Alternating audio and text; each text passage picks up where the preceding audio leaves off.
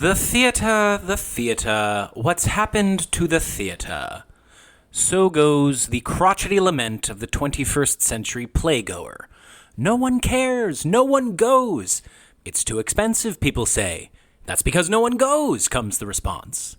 The early 70s was the high point of a great theatrical pipe dream. The dream of transmuting live theater into an easily digestible form of mass media. This experiment has gone on since the advent of moving pictures and continues to this day, almost always with mixed results and minimal viewership. But why is this? Why do most people seem to not enjoy watching filmed plays? What is it that makes theater at least seem so camera shy? Today, we're talking about the 1973 filmed adaptation of Eugene O'Neill's classic of the American theater, The Iceman Cometh. This is a movie, and it's a movie that has quite a lot to recommend it. It's directed by the legendary John Frankenheimer, features towering performances by Lee Marvin, Frederick March, Robert Ryan, and Jeff Bridges. It's based on one of the greatest stage plays ever written. It wouldn't be strange at all to call this movie a masterpiece. And yet, on the popular app Letterboxd, the number of people alive who claim to have watched this film is less than 1,500. The absurd reality is that out of all of the billions of people who love movies or will ever love them, very, very few will ever see this one before they die. It's pretty unlikely that you, the listener, will ever watch it. We are plumbing the absolute depths of a quite different kind of cinematic underground in this episode. The fact that The Iceman Cometh is and will remain fundamentally so much more obscure than it deserves to be almost endows it with that very quality of the ephemeral which you rarely find outside live theater. The feeling of stumbling into a strange corner of the past and discovering something so meaningful that no one else even seems to know about. This is not dissimilar to the sensation of walking off the street into an empty theater, with the actors right there in the room, giving it their all, performing just for you.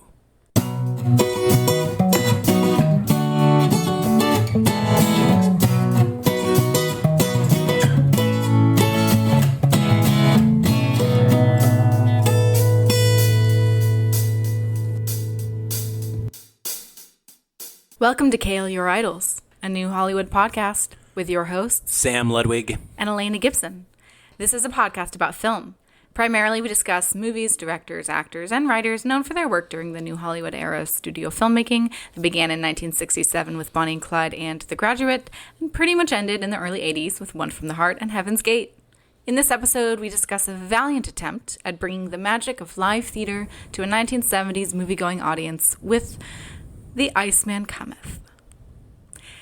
Okay, Sam, happy birthday! Oh, more like The Icing Man Cometh on the cake. Oh, That's I disgusting. kind of made that sound even gross. But the title is a sex joke. Do you actually think it is? In Pauline Kael's review, the film critic, she makes a comment about how it's referencing, like, a violent outburst as if it's coming. Mm-hmm. But I was like, that's just Kael. She sexualizes everything. Like, do you actually think it's supposed to Do you want to start with the title? Yeah, let's start with the title. I guess. What do you think of the title? It's great. I think that there are a lot of different meanings to it. Mm-hmm. And they even explicitly say one of the meanings in the play. It doesn't take away from the title at all. No. Did they do that?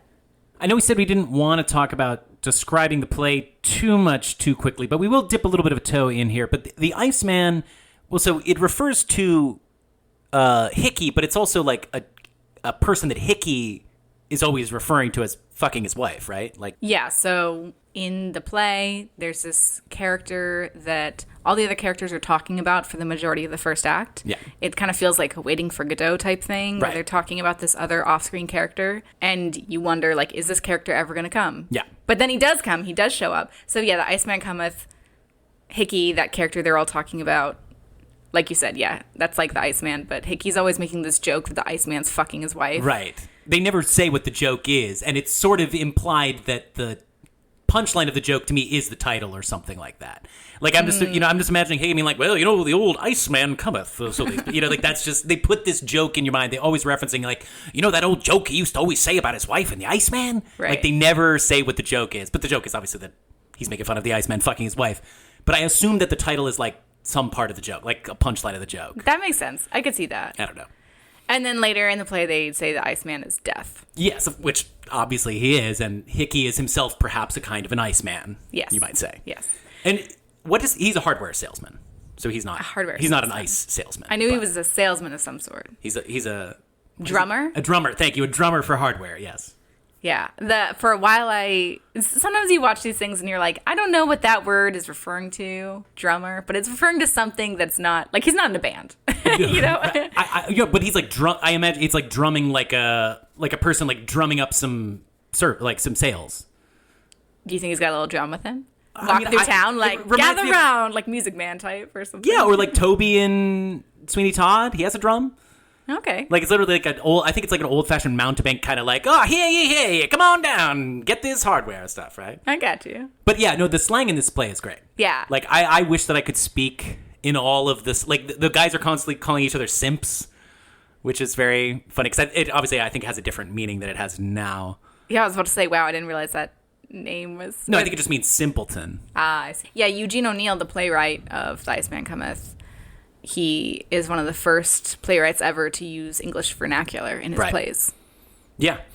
Where to start with this towering work of playwriting, of cinema, also the history of cinema? This movie was born out of an interesting experiment in cinema, a short-lived experiment. The movie version of this play, this 1973 movie version of this play, was produced by the American Film Theater, which was this experiment where they were trying to bring theater to the big screen. And importantly, it wasn't just filmed versions of the play. Yeah. They were supposed to look like actual movies. The main guy in charge of all of this was Ely Landau, who he also worked for a while with in TV doing like the play of the week. In the 50s. In the 50s, yeah. Right. And so he cared a lot about making sure that theater that New Yorkers got to enjoy on Broadway was accessible to the rest of the country. And so American Film Theater Company, it was really interesting because they made these movies of these plays, but they did it in a really weird way because they would release these movies in theaters, but each film would only screen at each theater 4 times. So you only got 4 chances to see the theater. And to buy the ticket... Yes, this is the thing that's really interesting. Yeah. You wouldn't just buy a ticket for a single movie. You bought a ticket subscription for the entire season of the filmed plays. So there were 2 seasons that they did this. The first season had 8 films in that season, and then the second season had 5 films. So you would buy a subscription package so that you would go and see all 8 films within that season if you bought that subscription for the first time around. I don't think it worked. Well, no, it clearly didn't. And I mean, do you want to? So the reason, like, you might think, why are they? What's the idea there? Like, why are they limiting the number of screenings that these films would have? Why are they choosing to have this subscription-based model? And it's because they're taking it from theater. Like, the subscription-based ticketing model is something that theater does. I think it's debatable how well it really does even work for theater, but it's like, what did you read the reasoning for that? I mean, it's obviously to preserve like the specialness in a way, right? Yeah, I didn't see the reasoning, but I wonder if one of the reasons is because they're all obscure, so you might be way more likely. Wouldn't it be better if you had 50 showings of these things versus 4?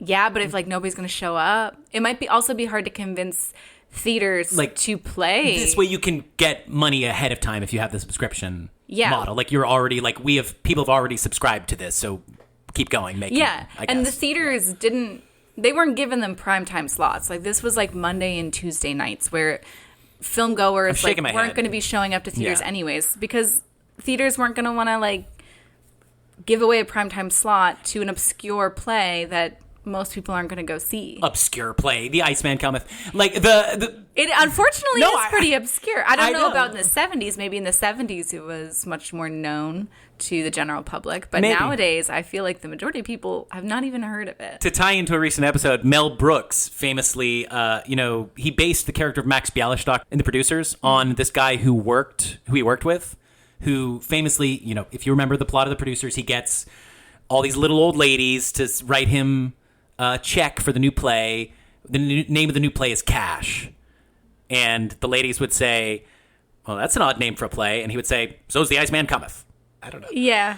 I mean, I'm sure it was more well-known in the 70s. I mean, nowadays, there's that famous Always Sunny in Philadelphia episode, The Nightman Cometh. Although we just watched it recently, and it has nothing to do with The Iceman Cometh. Not really.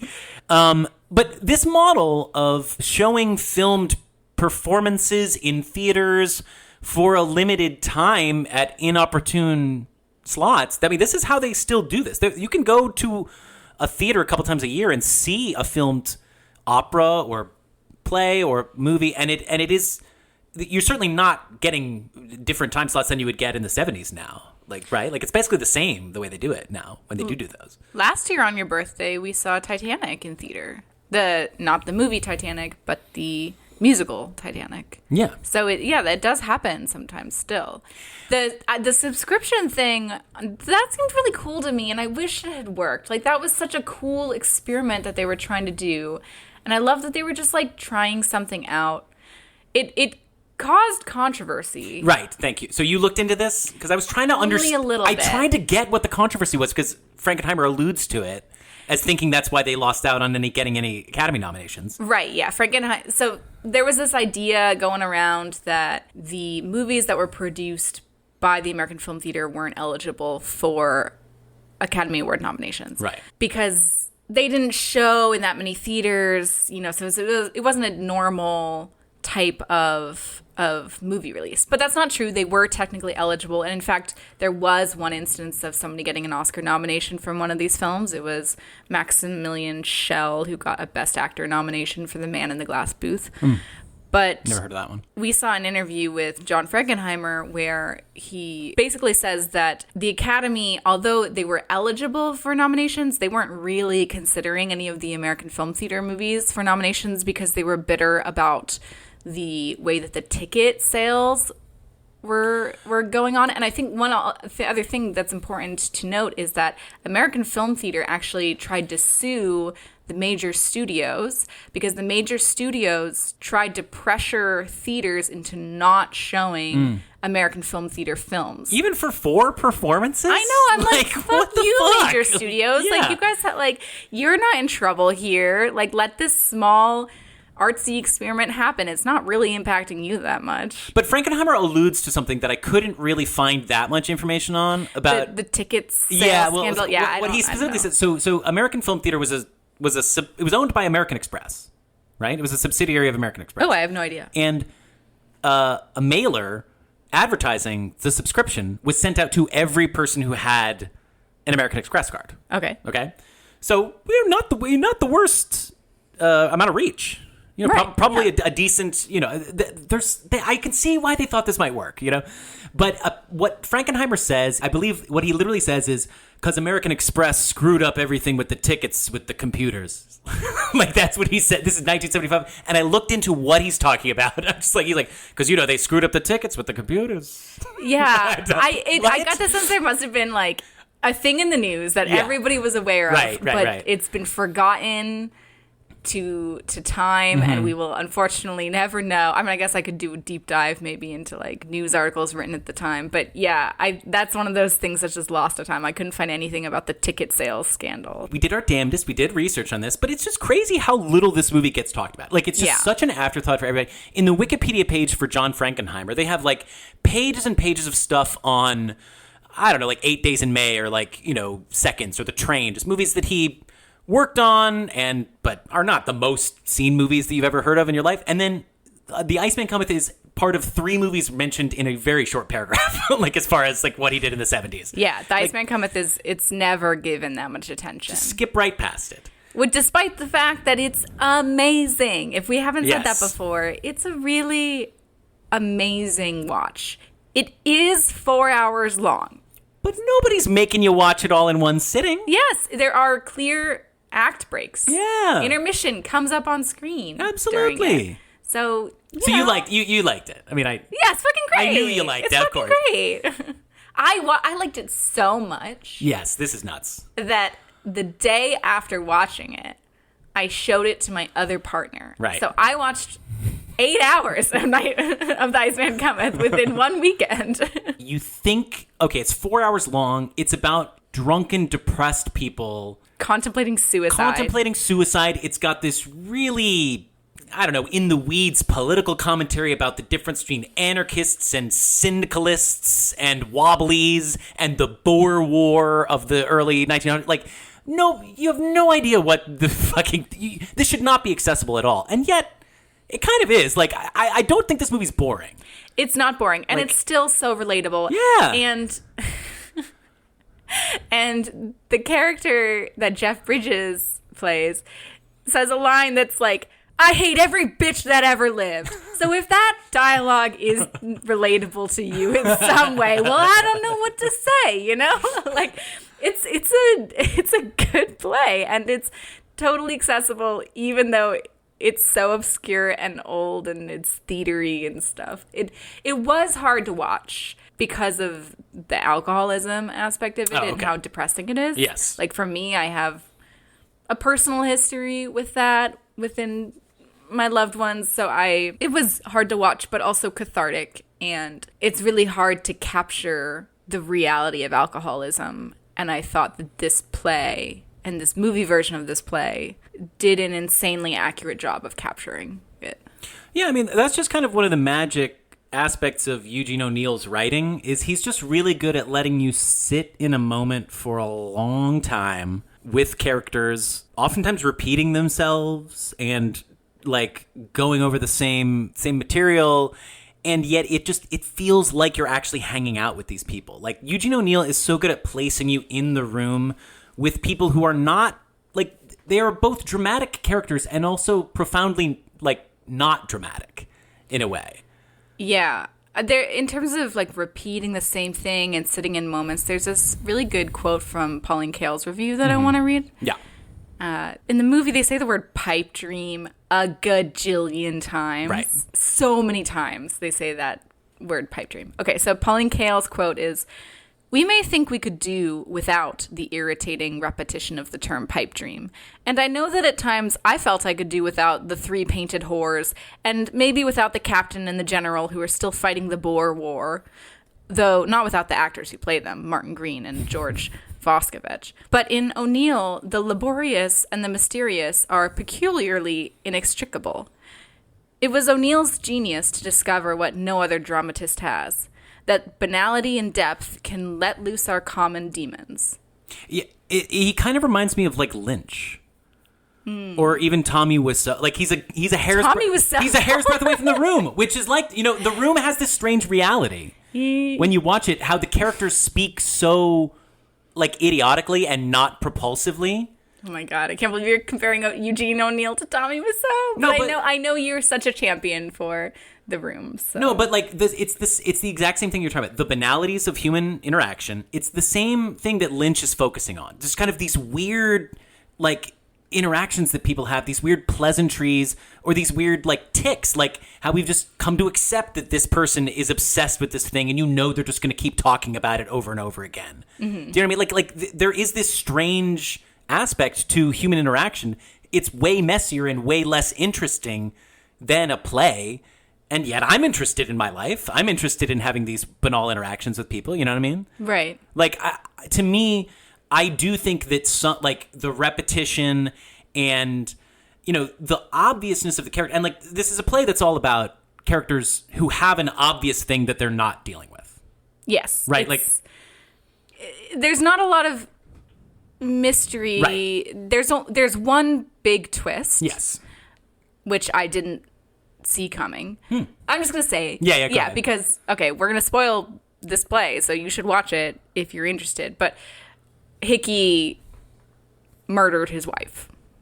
If you've been listening to us talk so far and you haven't watched this play or read this play, that will mean nothing to you. Okay, sorry. I'll give a little bit more detail. I don't want to dive totally. We will talk about the play more later, but this thing. Yeah. They're waiting for this character to come. They're all a bunch of drunks. They're the type of drunks who, for the most part, don't do anything else with their life except live in a bar and drink themselves to death. And they all have these pipe dreams, these hopes that they're holding on to. Like, tomorrow I'm going to get my job back, or tomorrow I'm going to open my gambling house again, or like, I am a bartender. I'm not just a pimp. Things that was kind of a weird hope dream. I'm excited to talk about pimping. Yeah. There's lots of pimping, lots of prostitutes in O'Neill's plays. Apparently, like 15 of his plays all feature prostitutes. Well, I know. Just sorry to jump in here on O'Neill. He did something where he had to he took a lot of drugs so that he could steel himself for an encounter with a prostitute, which then gave him cause to divorce his wife. The fact that he slept with a prostitute. Like, he did that on purpose because he wanted to divorce his wife. So he took a bunch of drugs so he could gear up to have sex with the prostitute so that then he would be legally allowed to divorce his wife. Jeez, O'Neill. It had to have been easier ways to go about doing that. I mean, did you read any of the other? I mean, his personal life was pretty great. Like, both of his kids, 2 of his 3 kids committed suicide. Yeah. It's pretty bad. Yeah, I did read that. Every member of his family was addicted to something. Except him. He had alcoholism. No, but he got sober. Yes. Eugene O'Neill is one of the only major... Sorry for people out there, but he's one of the only major literary figures of the 20th century, playwrights especially, who was sober for a while, did their best work when sober. He's kind of like the Eminem of his day, except some might disagree with that about Eminem. Yeah, I was reading about Eugene O'Neill's life. I was reading the wiki page, and I'm like, I want to learn more. And then I was like, you know what? I should just listen to Long Day's Journey into Night, because that's an autobiographical play about his experience with addiction in his family and his own addiction and then his illness. He had tuberculosis and I was like, why am I reading a stupid wiki page when I could listen to an amazing work of art where it's coming from the fucking horse's mouth in the most artistic way possible. So I listened to it and it was great, but also depressing. So we've done 2 O'Neills, or you had no exposure to O'Neill before. That's not true. That's not true. In high school. Oh, right. Sorry, Harry. In high school, I read The Hairy Ape, and I remember really liking it and being very surprised at how much I liked it. And so much so that years later, I remember that I read a Eugene O'Neill play called The Hairy Ape. You know what I mean? Usually you'd forget the name of the thing that you read. Not a Eugene O'Neill name. This man... He's good at names. Is the best titler ever. Yeah. Maybe. I mean, it's just Long Day's Journey into Night. So fucking poetic. It's just but he's just saying some pretty basic ass words there. You can just put them together. Moon for the Misbegotten. Oh, that's beautiful. I know. And I don't know if I've read Rhinoceros or if that's Ionesco. That's Ionesco. The other Eugene. Okay. Although that was one of the other American film theater. Oh, okay, that's movie adaptations. Yeah. Forget I said that about the Rhinoceros. Different Eugene, okay? Okay, but theater, Eugene O'Neill, American playwright. Wait, sorry. Okay. I had said that he murdered his wife, and I started setting up what the basic idea of the movie is. Okay, so it's I just want to close that loop here. You didn't guess that. But no, I want to close the loop of a brief overview of the basic structure of the play. Who is this podcast episode for? Is there any human being who will ever enjoy or get what we're talking about? I want to explain this so that people who haven't seen the play, can be a little have a little bit of context for what this episode is about. Okay, so bunch of drunkards. They all have these pipe dreams. They're so excited for their friend Hickey who's going to show up because they're all going to celebrate the bar owner's birthday. Happy birthday! This is my birthday episode. Yes, it's perfect that there's a big birthday, and it's a really depressing birthday in the play. I hope yours is better than that. Someday I want a birthday with every candle of every year. I want a big cake with a bunch of candles on someday. Okay. Noted. Someday. Noted. Yeah. Okay, so they're waiting around for Hickey, and then he shows up, but he is different than normal. Right. He is sober, first of all, and he is trying to convince them all. You think like he's going to try and convince them all to stop drinking. Right. But really his main thing is stop having your pipe dreams. Yeah. Okay? Stop fucking lying to yourself about your pipe dreams. And then the play is just him trying to get them to change the way he has changed. Yes. You realize that his wife died. That's one of the things that's involved with him changing. Right. And as soon as that was revealed, I'm like, oh, this motherfucker murdered his wife. Right. So I guessed that part, but I didn't realize like his wife was gonna die. I did not see that coming. You did not guess she was going to die, but you did guess after you found out she was dead that he murdered her. Yeah. Right. As the other characters do as well. It's interesting that plays, I feel like, usually are slow unfolding of information, and they do tend to involve twists along the way. Right. Reveals. Reveals, yeah. Yeah. It's so funny. It's reveals. No. Well, I think about like when you watch something like Three Billboards Outside of Ebbing, Missouri, or whatever. You know, that's a movie written by a playwright. Right. And you can see the playwriting in that every scene. It's like, oh, these characters have this relationship.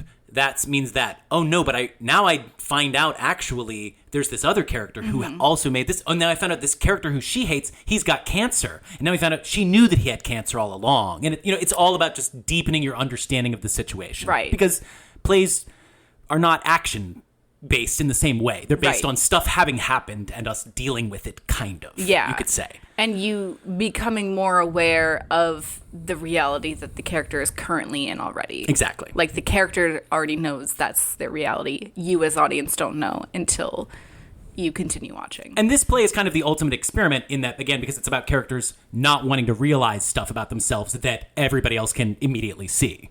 Yeah. There are some things that you would expect to be reveals that are actually just hinted very strongly at you from the very beginning. Like Jeff Bridges' character, you know that he's the rat. There's exactly. This anarchist subplot, and there's a rat who ratted out this group of anarchists. And yeah, early on you suspect, oh yeah, Jeff Bridges did it. And in fact, yes, he did it. And the play isn't supposed to be hiding that information. No, it's him gradually ping-ponging between different rationalizations. Yes. Like he's saying like, well, I did it because of this. Like you get that. And they're like, that's not why you did it, man. He's like, what? You couldn't possibly think I did it because of that, could you? That would be crazy if I did it because of that reason, right? Like, it's fun. Yeah, it is fun.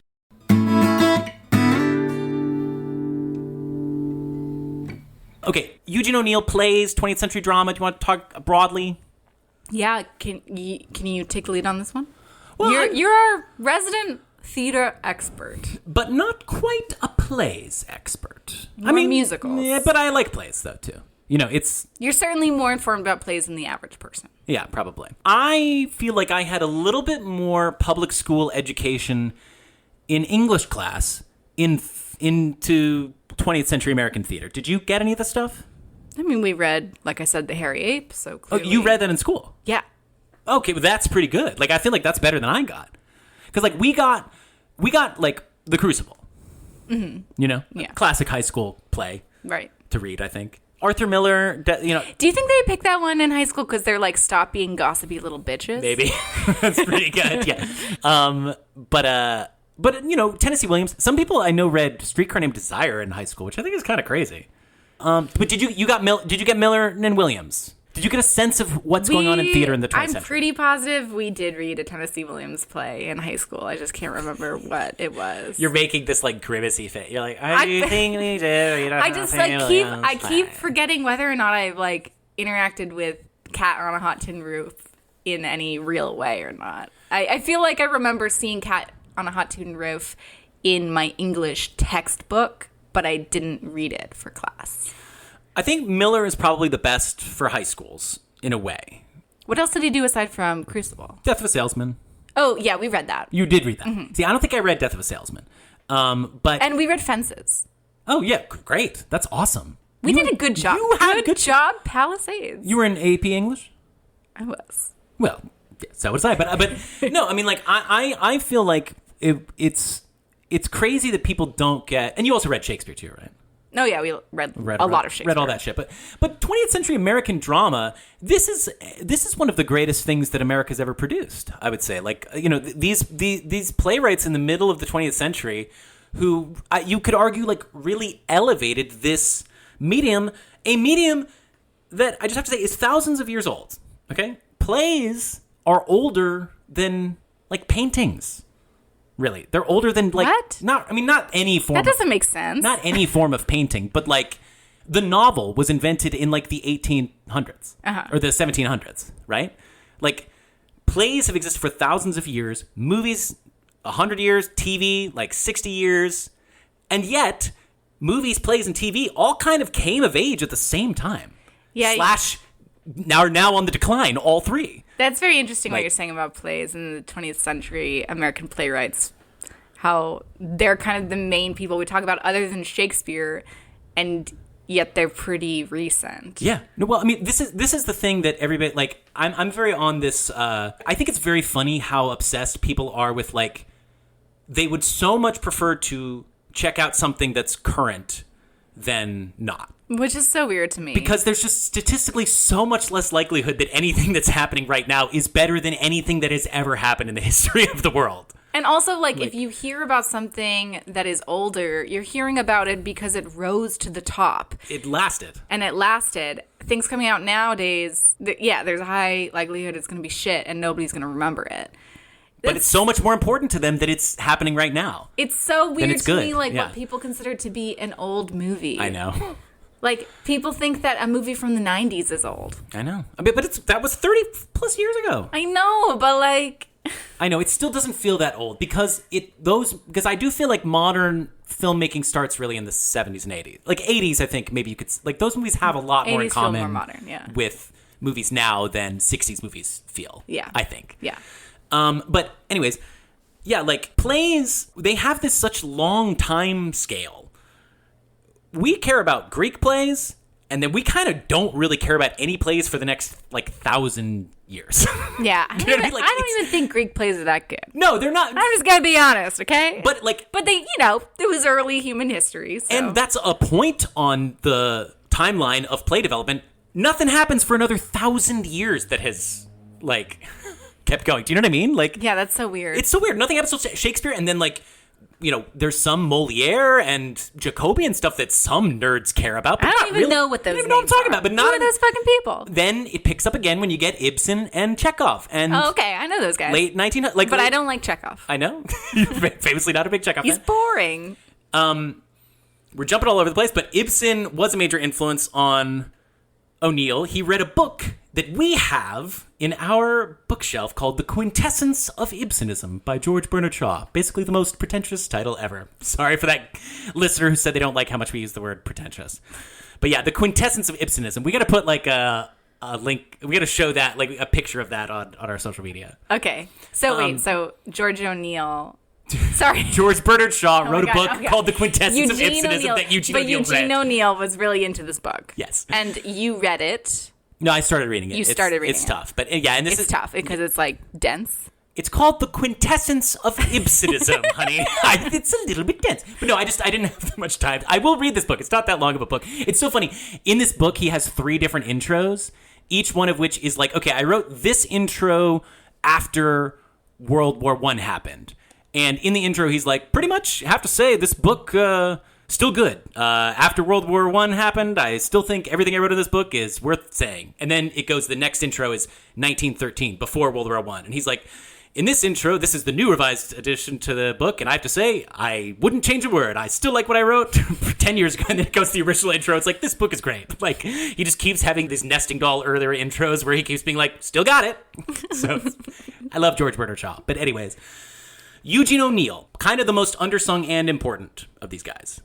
What do you think? This guy, he's a bigger deal than Miller and Williams to me. As far, like, the more that I'm discussing, like... I think he's on the same level as Arthur Miller in terms of his... how many people have heard of his name. You think that? Yeah. I think Tennessee Williams, way more people have heard of. He's more famous. Yeah. Yeah. What would you say characterizes Eugene O'Neill? Like, you could probably describe the vibe of a Tennessee Williams play, right? dripping Southern decadence type characters who were a little sloppy, maybe. Vague queer undercurrent, kind of thing. Basically just all in New Orleans. Eugene O'Neill also, has a vibe, I guess, but a little bit harder to pin down. Yeah, I mean, Eugene O'Neill is, obviously we've mentioned his stuff is pretty bleak and pessimistic, depressing, lots of prostitutes. He's really interested in depicting people on the fringes of society, the gritty underbelly, stuff that you don't normally see. But a lot of politics and a lot of disillusionment with politics, too. Yeah.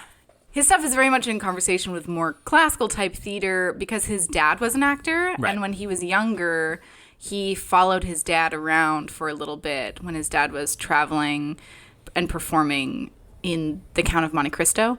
And O'Neill said, as a boy, I saw so much of the old, ranting, artificial, romantic stuff that I always had a sort of contempt for the theater. Right. So I think his thing is he really wants to show reality in its bleakness.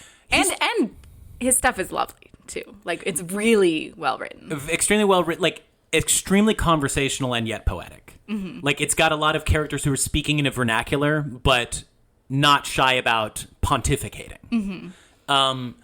He clearly wanted to modernize the theater. Like, I think he saw himself as like a person who, and correctly, clearly, as a person who could bring the theater into the new age. He felt that he needed to get different perspectives on human nature that weren't just what you could read about in books and see in plays at that time. That he felt there was new things being discovered about humans that he wanted to display. He studied all sorts of things that you would think would be obvious, like psychology and spirituality and sociology and stuff like. But these were new ideas. Pauline Kael talks about Iceman Cometh being both a pre and post Freudian play, which is pretty fascinating because it's like all about like the psychology at play, but it's also sort of presupposing that people are ideologically based, or that they're operating based on their beliefs. So it's kind of has this mixture of different ways of looking at human behavior. Mm-hmm. Fun detail about him. Yeah. He disowned his daughter. He disowned her because she married Charlie Chaplin. Yeah. When she was 18 and he was 54. Yeah. And O'Neill was not happy about that. Yeah. You don't want your daughter marrying Charlie Chaplin. No, of course not. That's not something that even the most hardened cynic could get down with. But would I disown my daughter? Probably be more mad at Charlie Chaplin. Yeah, obviously. In that instance. But, okay, Eugene O'Neill won the Nobel Prize for Literature. Yeah, he was the first American to win that prize. First American playwright. First American playwright. Yeah, the only American playwright to win the Nobel Prize. Is that true? I believe so. Huh, interesting. It's very rarely given. And then he also won 4 Pulitzer Prizes. That's right. Drama. He's the only one. Yeah, that's crazy. Yeah. And these are all, like, by the way, he's winning most of these, like, way before he writes these later plays, which are much more well-known, like Iceman Cometh and Long Day's Journey. These are plays that he wrote late in life. Yeah, it was like the last possible time in his life when he could write because he had like a Parkinsonianism-like disorder, so he was having trouble writing at the very end. Yeah, he was supposed to he wanted to do this like epic, like 10-play long exploration of America or something like that, or the history of humankind. I can't remember what it was. He only finished 2 plays out of that planned series. And so instead he was like, I guess I'll just write, a couple of autobiographical masterpieces where I sort of confess all of the dark stuff about my life that I haven't really wanted to talk about, and I will make my widow promise not to have these plays performed until 25 years after my death, which she thankfully did not heed his wishes. She's like, fuck that, you're dead, I'm going to release him now. Yeah, because he's writing like a very harsh portrayal of his mother in Long Day's Journey. Yeah. Some people would say, you could also say a certain affection is I thought there was present. Lots of affection. Yeah. I thought there was lots of like understanding for the fact that, okay, she was addicted to morphine, right, but it's this fucked up story where... Yeah. She was prescribed morphine after childbirth, so, like, she got addicted through a prescription she was given. Of course. And that's just so sad.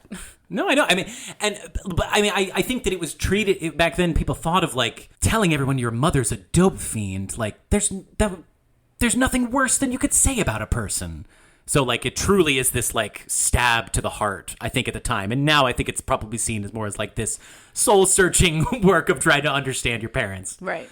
But so, yeah. And also, he dealt with the guilt because he was the baby who she was undergoing childbirth with when she was prescribed morphine. So Eugene O'Neill felt responsible. Right. In Long Day's Journey, his character is named Edmund, but they refer to a baby that is this tragically dead baby as Eugene. He gives the name... He gives the fictional version of himself a different name, but he still puts his name in as the baby that ruined his mother's life.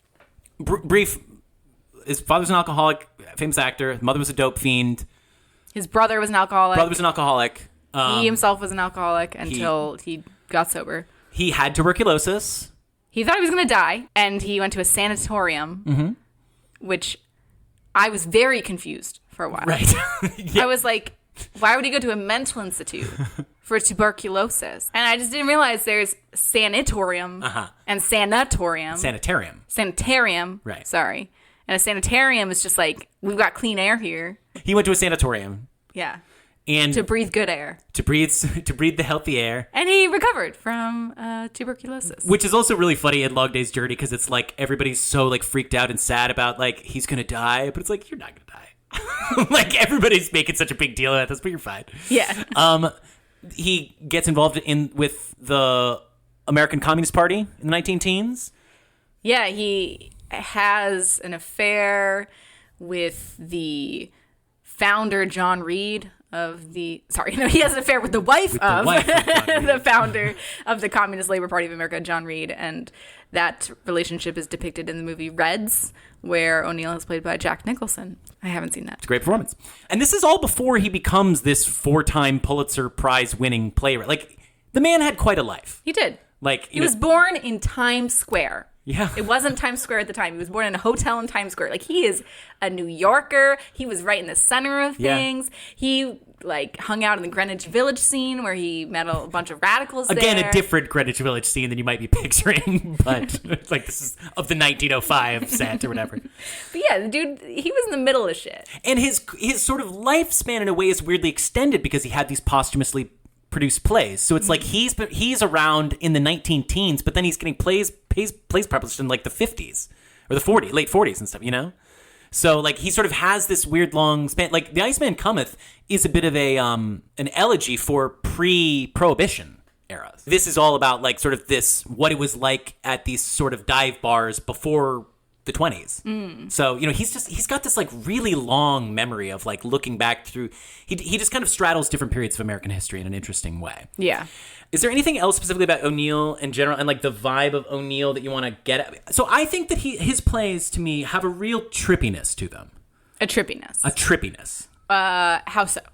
Well, or can you give examples? Yeah, well, I mean, if we're just thinking about like Long Day's Journey and Iceman Cometh, it's these plays where you're sitting in a room for a long period of time with characters rambling to themselves, and the characters are all drunk or like high. Sometimes you can't tell if like how long this if this moment is actually going on as long as you think, or like sometimes you can't tell if a character's in their own head. He's always talking about like banishing tomorrow in Iceman Cometh, right? And like there's something about the eternal nature of the present moment that to me, like I'm always feeling just like very much in the moment in a Eugene O'Neill play, because it's all like one moment. Like everything is like this extended single moment where these characters are just going over and over. It's like you feel like they're stuck in a weird limbo a lot of the time. Do you know what does this feel like this way to you at all? I mean, it has a Waiting for Godot-esque feeling of being stuck in a moment that's on loop. And characters like going over, like in Long Day's Journey, like all the characters do is talk about like the same problem that they have over and over and over again. Like the dad's cheap, the mom's a dope fiend, the brother's an alcoholic, the kid's gonna die. Like, right. And they sort of keep saying the same stuff, and they're in the same conversation that you feel like they're in their whole life. Yeah, and in Iceman Cometh, you keep going over and over everybody's own pipe dream. Right. And there's moments like in Iceman Cometh, there's a part where Hickey starts getting sleepy at the end of Act 1. Oh yeah, that part's cool. And it sort of makes you get a little sleepy. You just feel like you're in the play. Like it's hard to, like these plays just feel like they have this dreamlike quality where you're just like wandering around. There's a ghostliness to it. I don't know. Do you know what I mean? Am I stretching? I remember Was I just getting high and walking around listening to Long Day's Journey tonight and being like, this is like an eternal moment, man? I mean, yes, maybe. Okay. But there is a part in Long Day's Journey tonight when I think it's Edmund's talking about walking through the fog. Yeah. And he has this trippy experience of walking through the fog and not seeing anything, and it's really well written. And I actually went back to re-listen to that section over again because I thought it was so profound and well done. So yeah, I get what you mean. When you say listen, we got this Eugene O'Neill set of not radio dramas, but like audiobook version of the plays. Yeah. Right? And again, this is another thing that it's like, there's so many different ways that plays could be getting to people, and they don't like any of them. Well, when what I mean? I was listening to Long Day's Journey, Yeah. I was getting really annoyed at one of the voice actors in Long Day's Journey Tonight, and it just was grating on me. And so I can get if people have their little piccadillos about certain voice actors, but for the most part, you can find good audiobook recordings. I don't know. Yeah, like you guys, you don't have any legitimate reasons not to watch, listen, or read these fucking plays. But you're sort of getting at an interesting thing about the nature of theater that people who watch more of it kind of already know that a lot of people, they don't have this skill, so they kind of need to see a few things to get this, which is that like a play, like a movie is itself, right? Right. There's only one version of it. There's only one version of it. People don't care about the screenplay really in the same way as they might care about a play. When we're watching this Iceman Cometh, we're aware that this is a version of this thing. We're watching the thing itself, but we're also like, this actor is maybe not doing a great job. This actor's doing a really good job. Like in the Long Day's Journey, like you can see, like I don't love this Edmund, but it's not really ruining. Like you're still getting Edmund, right? And you can still imagine. Oh, I could see a much better version of this. Like when I'm listening to it, I'm like, oh, I'd rather be watching this with a different Edmund, and you don't have that same thought when you're watching a movie, right? By the way, I'm sorry. Can I tell you the story you're gonna hate? Okay. So why am I gonna hate it? It's because it involves throwing up. Oh, why? This is just a story I want to tell because I want to make fun of actors.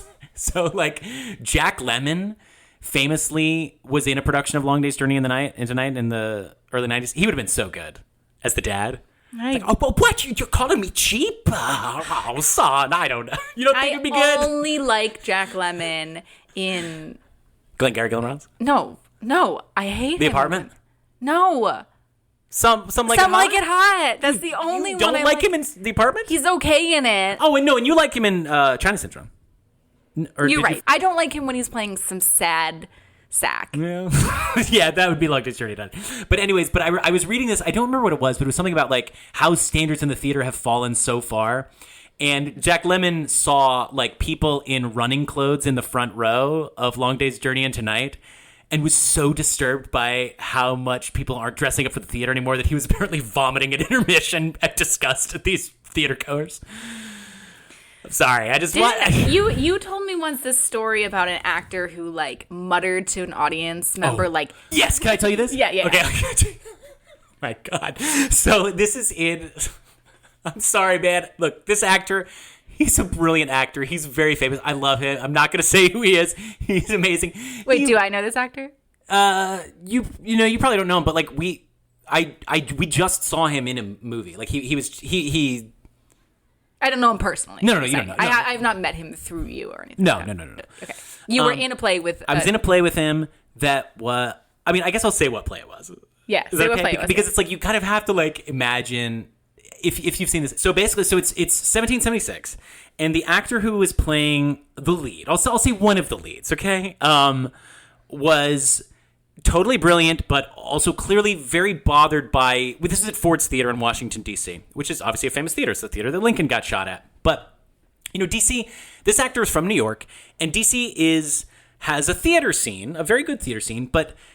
A place like Ford's is kind of a big theater where like they're bringing a lot of school kids on trips, and the vibe is like, oh, this is another like museum that we're going to. Like it's not like people who are going to see a show in New York where they're an excited audience member ready to see a show. These are kids who are like being forced to go, or it's like old people. Like he was just really bothered at like how like the Jack Lemmon thing, like how much these people were not excited to be seeing theater right then, right? And so at the end of the opening sequence of 1776, which is this whole thing where, sit down, John, and then John talks to Abigail, and then, they have this sort of melding of the things. So he says the end of the letter to Abigail, and there's this kid in the front row who had sunglasses on, and who he was just like, clearly fixating on. And so, this whole opening sequence comes to a close, and it's Saltpeter John pins Abigail.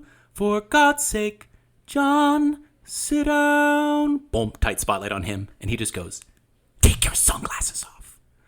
To this kid in the front row, like, boom, take your sunglasses off. Just like right after the button in the dark, but like yelling at this kid. And it's just like, how could you do that? Like, you're playing a founding father. I don't know. Like, it's like that's like such a climactic moment. I know. It was so good. Like, that was so good. Like, he made it part of the show almost. Great story. The theater would happen to the theater. Okay, where the fuck were we even? What were we talking about? We were talking about wearing shorts and t-shirts in the front row of Long Day's Journey. Before you were talking about just Jack Lemmon. Okay, the nature of like plays and swapping characters out. Yes. Thank you. Thank you, God. Yes. Okay. So, right. I can imagine, like, when we watch Titanic. Yes. Like, I can watch this, and I know the show so well that I'm like, okay, I need to explain to you, they're not really doing this scene right. This guy should be way more schlubby. As you can see, he's, like, really suave in this. She's not really doing the same thing. And I can kind of explain this to you.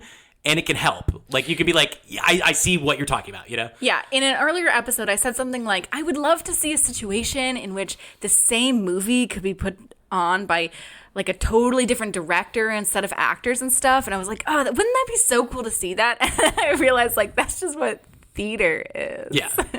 But it is really cool to watch the same play or musical be done by a totally different set of people, like director and actors and stuff, because it changes the meaning slightly every time because they emphasize things differently or they play things up differently. Like we both watched a little bit of the 1960s Sidney Lumet Iceman Cometh TV version, which you can find on YouTube.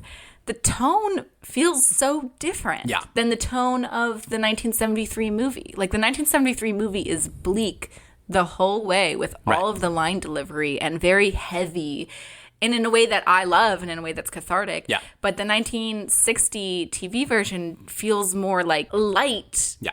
Aside from the obvious heavy moments. And we will get into the Robards versus everyone else, but also specifically versus Lee Marvin. Yeah, like comparing the different actors. But like this is one of the ultimate examples of this. The original production of The Iceman Cometh versus the revival. The Iceman Cometh originally came out to mixed reviews.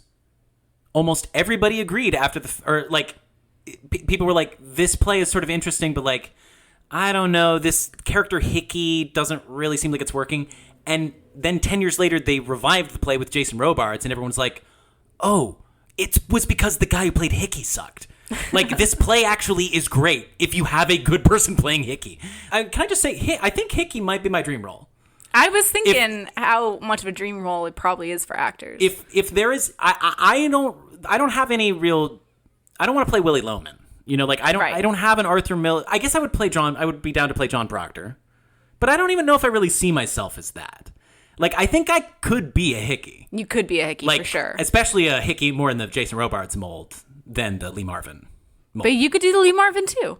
Yeah, I get, but he's such a man. He has such gravitas, and like that's what he's going for. I don't like. We'll talk about like the differences, and we'll bring in a little discussion of me and what I might have brought to it and stuff. And I also watched a monologue of Denzel Washington doing it. I know. They mention this in every time anybody brings up Iceman Cometh. They're like, there was also a wonderful production in 1999 starring. What's his fucking name? Kevin Spacey. Sorry, as Hickey. Yeah, I watched the monologue. You watched it? What did you think? No, I didn't watch the monologue. I watched his entrance. Are you a fan of Kevin Spacey in general? I don't even feel like I'm allowed to say. No, I think he's like very over the top in House of Cards. Yeah. I was never a huge American Beauty fan. I think that's the one he's pretty good in. And not that I thought he was like bad in it. That movie just never hit for me. But I do think he's a very good actor. I mean, I have to say he is probably the main example of a canceled person who I was like, doesn't matter to me. I don't really like him. It's pretty much like no great loss to me, because he was a person that I grew up in the 90s, and he was one of the actors that everyone was just like, well, obviously Kevin Spacey is one of the most interesting actors right now. And I feel like somebody mentioned like to me in high school, they were like, he kind of does the same thing all the time, and I was like, Oh, yeah, you're totally right. He was doing a lot more in his Iceman Cometh entrance. But again, I only watched his entrance where, Hickey is coming to the bar and he's like, hey, guys, what's up? How's it going? Hey, snapping fingers, pointing, glad handing, I just think it's so funny, the part. I mean, we're going to try and, explain moments in theater today, and it's going to be so weird. But, I just love the part where he hasn't told them that he's sober yet. And he's like, drinks on me. I want to start the party. And everyone's like, here's your drink, Hickey. And he's like, uh-huh. And then he, drinks his water. And everyone's like, oh, that's a fine bit. Drinking your chaser first. It's just so funny. It's so theatrical. Yeah, in the Jason Robards Sidney Lumet version, he drinks out of this big copper pitcher. Yeah. And it's just, so over the top, this old-fashioned pitcher of water. I don't know. It's just funny. I love it. More American film theater.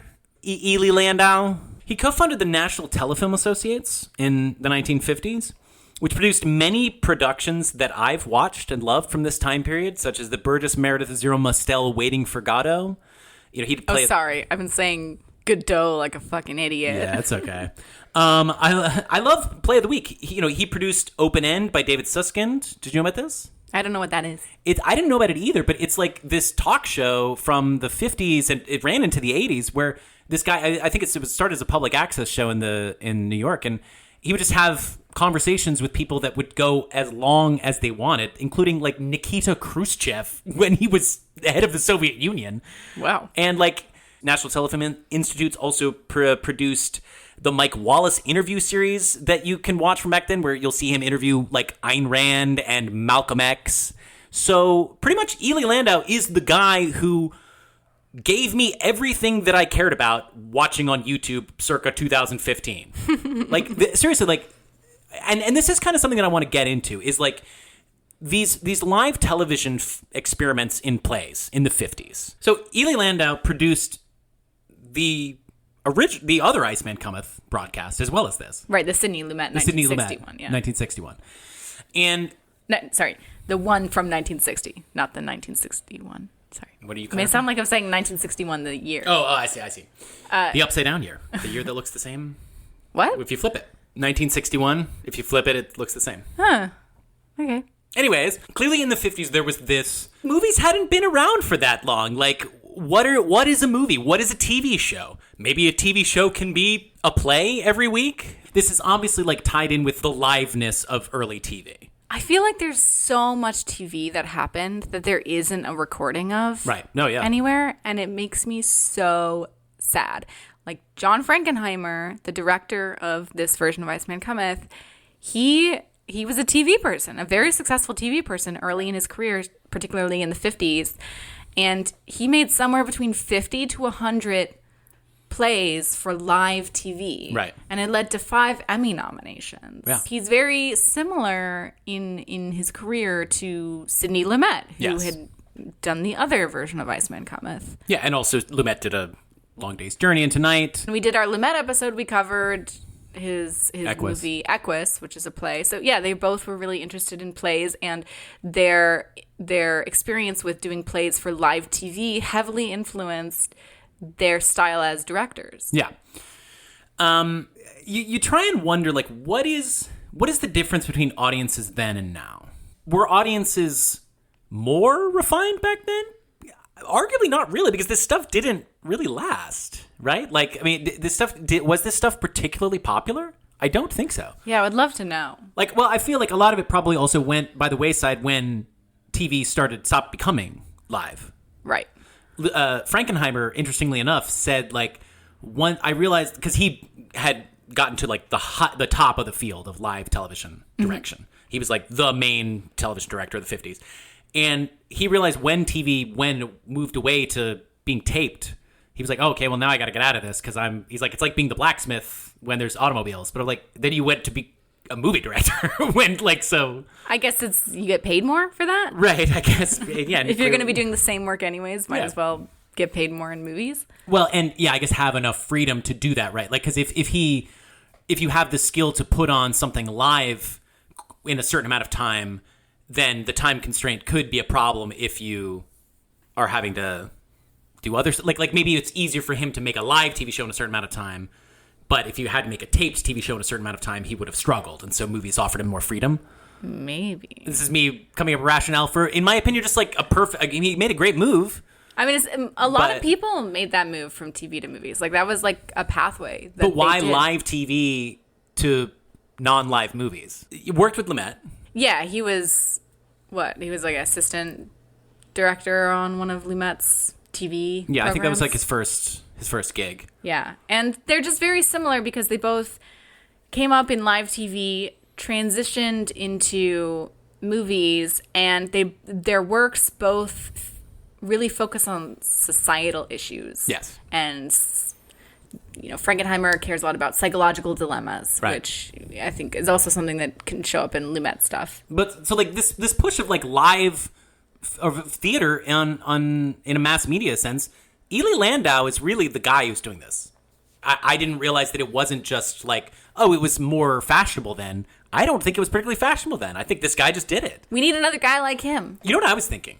I would pick, because, okay, here's my large question. Is like, it seems like this stuff, it seems like we're in a society now where it's like, oh my God, nobody would even see something like this, but we have Broadway HD. But how many people actually have Broadway HD? I know, it's like we have YouTube though, and yes, if you look at the numbers of how many people have watched something like the Robards, Iceman Cometh on YouTube, I mean, I'm sure it's crazy small. Yeah, although to be fair, the quality of that recording is pretty poor. No. Like, the quality of the 1973 Iceman Cometh is good. It has this charm of clearly damaged film where you see little film, like, tears or whatever and little sound crackling. And Hickey's suit looks ridiculous. Do you think that has to do with the quality of how it was recorded? Yes, absolutely. No, it's like when we're watching I, Claudius right now, and the candles and the fire all look really weird. Oh, just on the lighting. The lighting, or the film stock, whatever film stock they're using. Like, Hickey's wearing this, like, tightly striped suit, and it looks very funny when he's moving around. I haven't even noticed. It looks like, I don't know, a piece of cutout animation that somebody put there. But my point is, the 1973 Iceman Cometh is lower quality on a technical level in terms of the film print than you would normally see for movies from that time period. Right. And then the 1960 Lumet recording on YouTube is like on a whole other level of bad quality. Right. So you do have to put up with bad quality print while watching the 1960 Lumet one. I can get over that stuff really quickly, though. Same. It does not bother me at all watching a bad quality print. By the way, this is Sam from the future. We should mention that we discovered there's a high quality print of The Iceman Cometh in 1973, fully available on YouTube, much better than the version that we rented. So at least as the time of me recording this, I would suggest that everybody watch this on YouTube because it is literally way clearer of a picture. So, yeah, and it's free. Okay, now Sam from the future is saying bye-bye. No, and again, like, it's just the specialness is what you're... Like, it's just, this is stuff that you don't see on the street. Like, this is when I was a kid discovering musicals, I know that this sounds weird because people think of musicals as being, like, really popular, but I'm not talking about those musicals. I'm talking about stuff by, like, Stephen Sondheim and William Finn and stuff that most people have never heard of. And it's like when people would ask me, like, what kind of music do you listen to when I was a teenager? I'd be like, you've probably never heard of it. And they think they know what I mean. They think I'm talking about some obscure indie band. And they're like, oh, no, I actually do know about that stuff. What is it? Tell me about it. And I'm like, Falsettos by William Finn. And it's like, they really have never heard of it. This stuff, theater is actually an underground culture to a certain degree. It has an elitist aspect to it. But I think that we're right, like right now. I think there's enough people that you could get a streaming methodology of bringing this stuff. Like, my pitch is a Pluto TV channel of Play of the Week. Are you sure they don't have that already? No, I'm not sure. If they fucking do, please somebody tell me about it. But isn't that a good idea? It is a good idea. Like, you could just, it'd be so easy to do. There's so many of these plays that these people are putting on in the 60s that are now in public domain. Yeah. Like, you don't even need to get the freaking rights. Anyways, so that's just my pitch. I actually think, when I was writing this, it's a lot of me thinking like, God, how much better we had it back then when audiences, at least some of them, were willing to experiment and go on these weird treks and try these things. But I don't think we're in the worst time possible for this. I think people maybe I'm being too optimistic, but I think some people, there clearly is a taste for it. And theater is slow to respond to this, but the advent of stuff like Broadway HD heartens me a little bit. If anybody who's listening to this, maybe they don't even know what I'm talking about with Broadway HD. It's a streaming service where you can watch filmed versions of plays and musicals. And some of them that are like this, again, to differentiate, this is a film. Right. It's not a filmed version of a play. It is a film. Yes. But you can also watch films of, like, great shot films of actors doing a stage play on stage. Yeah. And that is very valuable, in my opinion. Yes, absolutely. Okay. You want to get into the play itself now? Or something else? Just a little bit more about John Frankenheimer. I want to talk about his career because we just compared him to Sidney Lumet, but he didn't stand the test of time the way Sidney Lumet has. Right. Like, I think that a lot more people have heard of Sidney Lumet than they have of John Frankenheimer. Maybe it's because of Sidney Lumet's famous book on directing, but I think also it's the amount of movies that have lasted in public consciousness. And so I just kind of wanted to take a second to track John Frankenheimer's career. I would say Frankenheimer's had, like, one movie that is an ultimate classic that stands the test of time that people still know and is a term that has passed into the language and is very relevant, which is The Manchurian Candidate. The original one. The original one. Yeah, he did not direct the remake with Denzel Washington. I like both of those movies. They're both great movies. He also made a movie called Seconds, which I think is kind of famous, and that is a real dipping a toe into New Hollywood movie. Frankenheimer basically is a guy who's like right before New Hollywood. So he's a New Hollywood director before New Hollywood. Right. So his career, he was really big in the 50s for doing live TV, as I already mentioned, and then he transitioned into movies, and he had success early on in movies because his first film was All Fall Down, which came out in 1961. It had Angela Lansbury and I think Warren Beatty. Mm-hmm. And it was a success, although now if you look at it, it doesn't have a good Rotten Tomatoes score and it doesn't seem to have good reviews. But it was a big success. And then he made The Manchurian Candidate after that, which obviously was a huge success. And then he had two other films that were also successes in 7 Days in May and The Train. Yeah. And those were also successes. But after that, he made Seconds in 1966, but that one didn't do well initially, and it became a cult classic. Right. It initially didn't do well. After his early success in movies, his career just kind of petered out. But he makes some classic New Hollywood movies, including this one, which if you look at the list of New Hollywood movies on the Wikipedia, this movie is listed there. Yes, but they're not movies that the average person has heard of. Your point is taken. Yes. He's made some good movies, but not like Sidney Lumet. You know? No, surely. I read this interesting interview that he had in 1977 that the interviewer was basically like, why do you think your career just kind of sucked after your early success? And Frankenheimer, he says he thinks it's a combination of things, as always is the case. And he said he was very cavalier about his choice of materials. And he was offered Who's Afraid of Virginia Woolf, but he turned it down because he was already committed to Seconds, and he felt very strongly about a commitment, you know. And he also didn't want to be the first person to make Elizabeth Taylor look ugly. Right. And he didn't think Richard Burton was right for the role. So, a fair point. So he, made some poor choices with the material that he was making, and for example, he had some marital problems, was going through divorce, and he needed money for the lawyer and the alimony, so he would take projects just kind of because he needed the money rather than ones that he cared a lot about. You know who he married second? Evans, who was in The Iceman Cometh, one of the prostitutes. Our only repeat. That is not true. Oh, really? Sorry. So Evans, we've seen in Bonnie and Clyde. But again, people, her name is Evans. It's a great name, Evans. It's weird though. Evans. I'm married to John Frankenheimer. The actor, they were married for 40 years. They're married till his death. The actor who played Jimmy Tomorrow, he's the one who keeps talking about tomorrow I'm going to get my job back. You know that guy, right? And he's the former war correspondent, which doesn't come up that much in the play, but whatever. Anyways, he's played by John McLeam. A Canadian actor known for his accents, but he also played Boss Keen in Cool Hand Luke. So we have two repeats.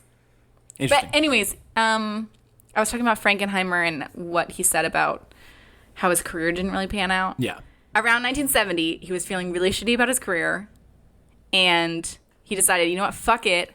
I don't want to direct anymore. I want to become a French cook. So he moved to Paris.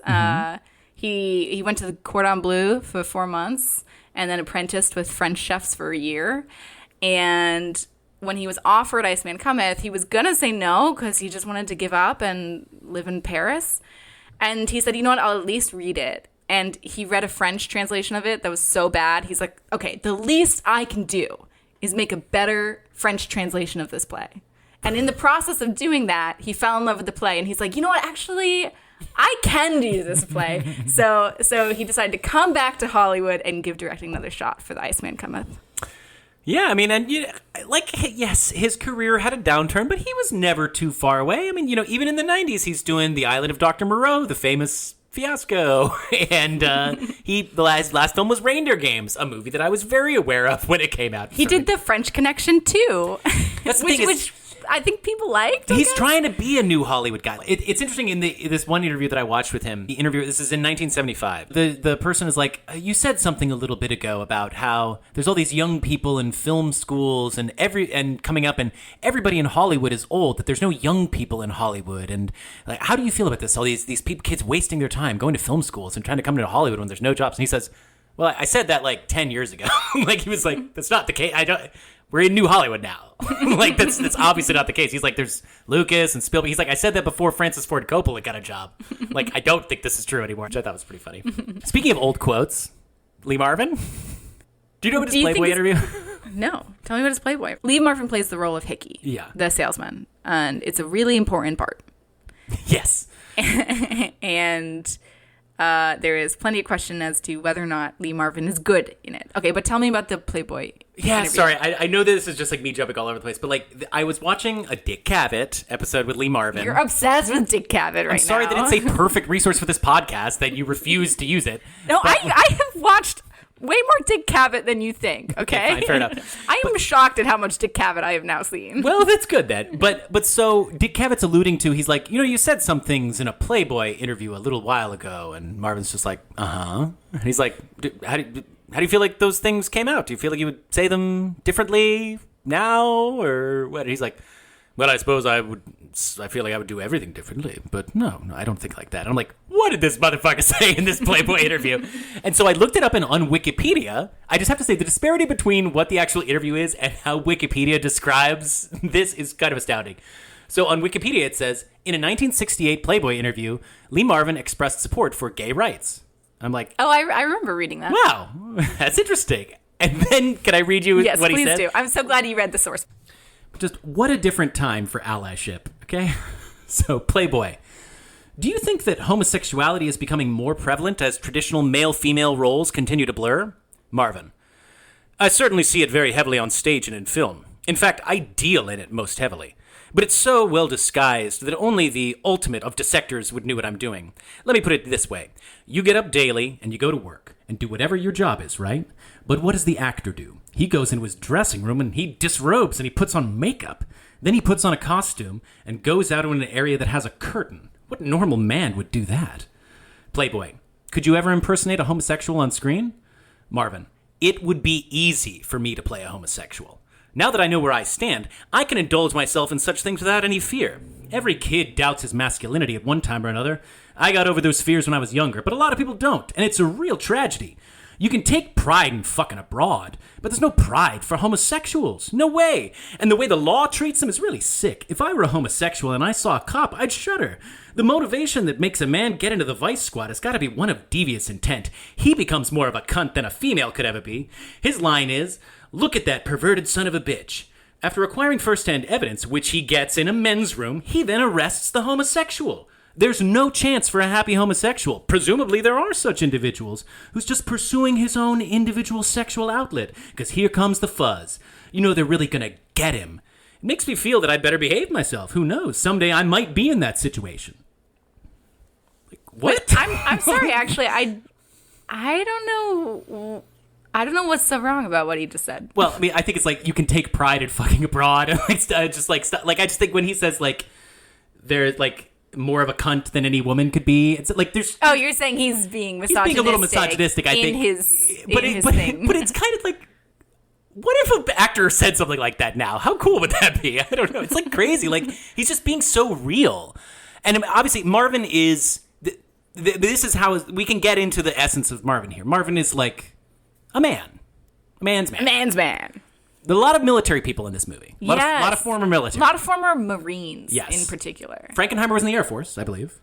Okay, sorry, Frankenheimer. Hey. A lot of them were Marines, but Frankenheimer was something different. Okay, but Lee Marvin, tell us a little bit about Lee Marvin. No, I mean, he was, exactly, like, he was a Marine. He clearly, Well, I want to say he was a Marine. He got a Purple Heart, and he was demoted for bad behavior. So he wasn't exactly like an exemplary Marine. Quentin Tarantino talks about this. He's like, you used to be able to get a guy for the action lead of your film who had potentially killed people. Like, somebody who had actually seen combat and done something fucking... He's like, now you get an actor for your action movie, and they're a veteran of the television show The O.C. Like, that was Quentin Tarantino's line, which is pretty good. And it's just true. We don't have people who used to be in the military in movies. He's got the lowest voice you ever heard in your fucking life. Like, I'm trying to do an impression of him, and it's just impossible. Like, I don't sound it... he kind of sounds like this. Except it's not with any effort. It just comes out like that. Yeah. Lee Marvin is this actor who... He straddles the time periods. Seems a bit out of old Hollywood, but he's not out of place in new Hollywood, Yeah. He's big in these, like, he's in The Dirty Dozen and The Wild Bunch, right? Is that right? Yeah. And two kind of similar movies. Like, he's a guy that's with a group of guys doing a mission, in the late 60s. Yeah. But in this movie... Yes. The biggest controversial question about this movie is Lee Marvin good in the role of Hickey? So in Pauline Kael's review, she says that Lee Marvin is miscast. Yeah. And she much prefers Jason Robards' performance in the 1960 Lumet adaptation of Iceman Cometh. Kael says that she thinks Marvin is great in action films, but we need to see the man under the salesman exterior. And instead we realize how little interior life Marvin's action film characters have had and how few expressive resources he has had besides a gleam in the eye. And she says that in the monologue, for example, Marvin's best recourse is to shout, because when he doesn't shout, there's nothing going on. And she thinks that the film isn't destroyed by his performance, but it's marred by it. Yeah. I know what she means. Right. I know what she means about the shouting and the gleam in his eye, but I think the gleam in his eye works really well.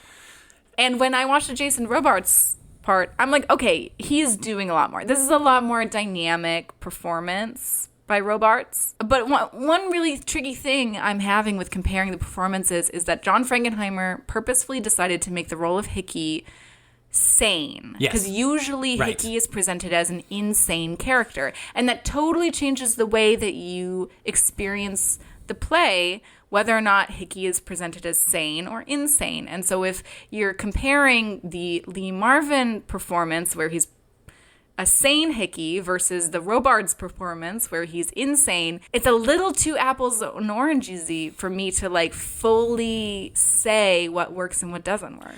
It's interesting because I feel like I kind of have the opposite issue that Kael has here. I feel the depth with Lee Marvin. I feel the depth of pain. He's obviously playing that Hickey is repressing this, or that Hickey is putting on a front. And it's a certain kind of Lee Marvin-ish front. Mm-hmm. But I feel the layers there. Yeah. What I'm missing, or what I think is laid bare with the Robards, is the salesmaniness. Really? Because I think Lee Marvin has that down so well. He's got that salesman voice and the, hey, listen up, It's realism that he's bringing. It's interesting because in the Frankenheimer version, he is rather restrained.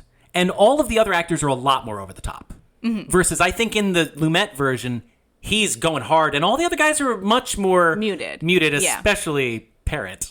But Don Parrott, yeah. Well, we'll talk about that. Yeah. But and it's clearly it's a different approach, right? Right. Hickey is supposed to come in and change the temperature of every situation that he comes in, right? Which he does in both versions. Of course, that we're comparing it's Hickey. Here. It's right. But yeah, there is a certain amount of showmanship that Robards brings to the role that I like and is fun and is very buoyant. It's a 4-hour-long play. I'm never bored by Lee Marvin, but Robards is instantly much more of a dandy. He's much more like, hey, folks, come on, we're having fun. Oh, what? Oh, you can see him sort of mincing around a little bit and being kind of cutesy with people, right. Whereas Marvin is just kind of giving you an old to hit you across the chin and being like, you'll buck up, buddy. Right. So, I mean, both of these kinds of people could be salesmen. But yes, I actually didn't realize that it was deliberately that he's playing him as sane. Yeah. Because that was actually when I saw Robards, I was like, yeah, I could use the man is insane. I don't know if you need to play it, but he is insane. No, but I actually don't think because I think this is a really important part of the play. Okay. Let's get into the play. Okay, so you realize that Hickey killed his wife. And you're like, this dude is a fucking sociopath. Yes. And he's trying to convince everybody else to become just as much of a sociopath as he is. He's saying, look, give up your pipe dream. You're going to feel so much better. And when they do give up their pipe dream, they're just fucking depressed. And then that's what breaks him. And he's like, what's wrong? Why aren't you guys happy? I gave up my pipe dream and I'm feeling great. Why aren't you guys? Something's wrong. Maybe I'm wrong. But that's he's lying to himself the whole time. Of course. But I think that, this is really important. When you think that he's a sociopath, I think one detail that's really important is he killed his wife literally the night before this play happens. Right. So when they are like, wait, Hickey, you walked from Astoria to the bar? How that must have taken you 6 hours or something. And he's like, yeah, well, I just felt like doing it. It's like when you rewatch the play, it has really good rewatch value. Yeah. When you rewatch that and you realize that he literally just killed his wife, the man is in shock. Yes. Oh, yeah. Right. Exactly. So I don't think he's insane. I think that he was driven crazy in the way people say oh, you drive me crazy to their partner and stuff, and he did a fucked up thing, but I think he's in shock and processing stuff. But he does go completely crazy at the end. Does he? No. What I'm saying, he does lose it in the end when he's like, wait, no, come on, you're... No, I would never have said that. Don't tell me that that's what I really believe. He is going crazy. And, I don't know if Marvin really pulls off that level of desperation because I don't know if it's that he doesn't have it in him or if it's that he hasn't seeded that Hickey is that capable of being that volatile. I mean, this is just hard because, I'm sorry, Annalyn, my older sibling. I know that I've been trying to do a better job of not using the word crazy because that's not a clinical term. And my older sibling is a psychiatrist, so I'm sorry, Annalyn. But there is a difference between being extremely in denial and being insane. But and he killed his wife. He is insane. No, I mean, I don't think you have to be insane to kill somebody.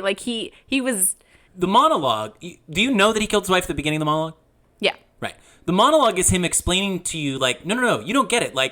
I had to do this because my pipe dream was believing that my wife believed in me. Or my pipe dream was believing that my wife still saw me as a decent person. I think it was more her pipe dream. Yeah. I actually didn't get the sense that he had a pipe dream other than his pipe dream being that he didn't hate his wife for it. Yeah, exactly. That's what I'm saying. His pipe dream is his marriage. Or the preserving the this that he loves his wife. Version. Yes, this idea that he loves his wife and that his cheating on her never meant anything wrong and that and she it's really complicated psychological thing that he describes in this monologue, but just it actually is a kind of a really beautiful depiction of marriage and what it's like when you're disappointing your spouse. Yeah. I mean, we have to dissect the way marriage is portrayed in this play, of course, at some point. But no, you're totally right. The way he says, I began to hate her for forgiving me all the time. Yeah. That really resonated. It's a real thing. I know. No, it's 100% real as we laugh and look at each other's faces. We hate each other. But I think we've gone over it. You understand this basic difference that we're describing in these performances. I feel that Lee Marvin pulls off the salesman thing, but doesn't have as much dynamic range in the different, or as much variety that he gives you. Yeah, in the type. There's no question he's more one note. Yeah, Yeah. And that could just be a mechanical question, how does the play work better? Right. Because it's a lot of time where you're just sitting around watching this guy kind of go from these different storylines and talk to people and. You imagine there has to be a certain amount of energy that an actor is bringing to this. Certainly when you watch it on stage, right?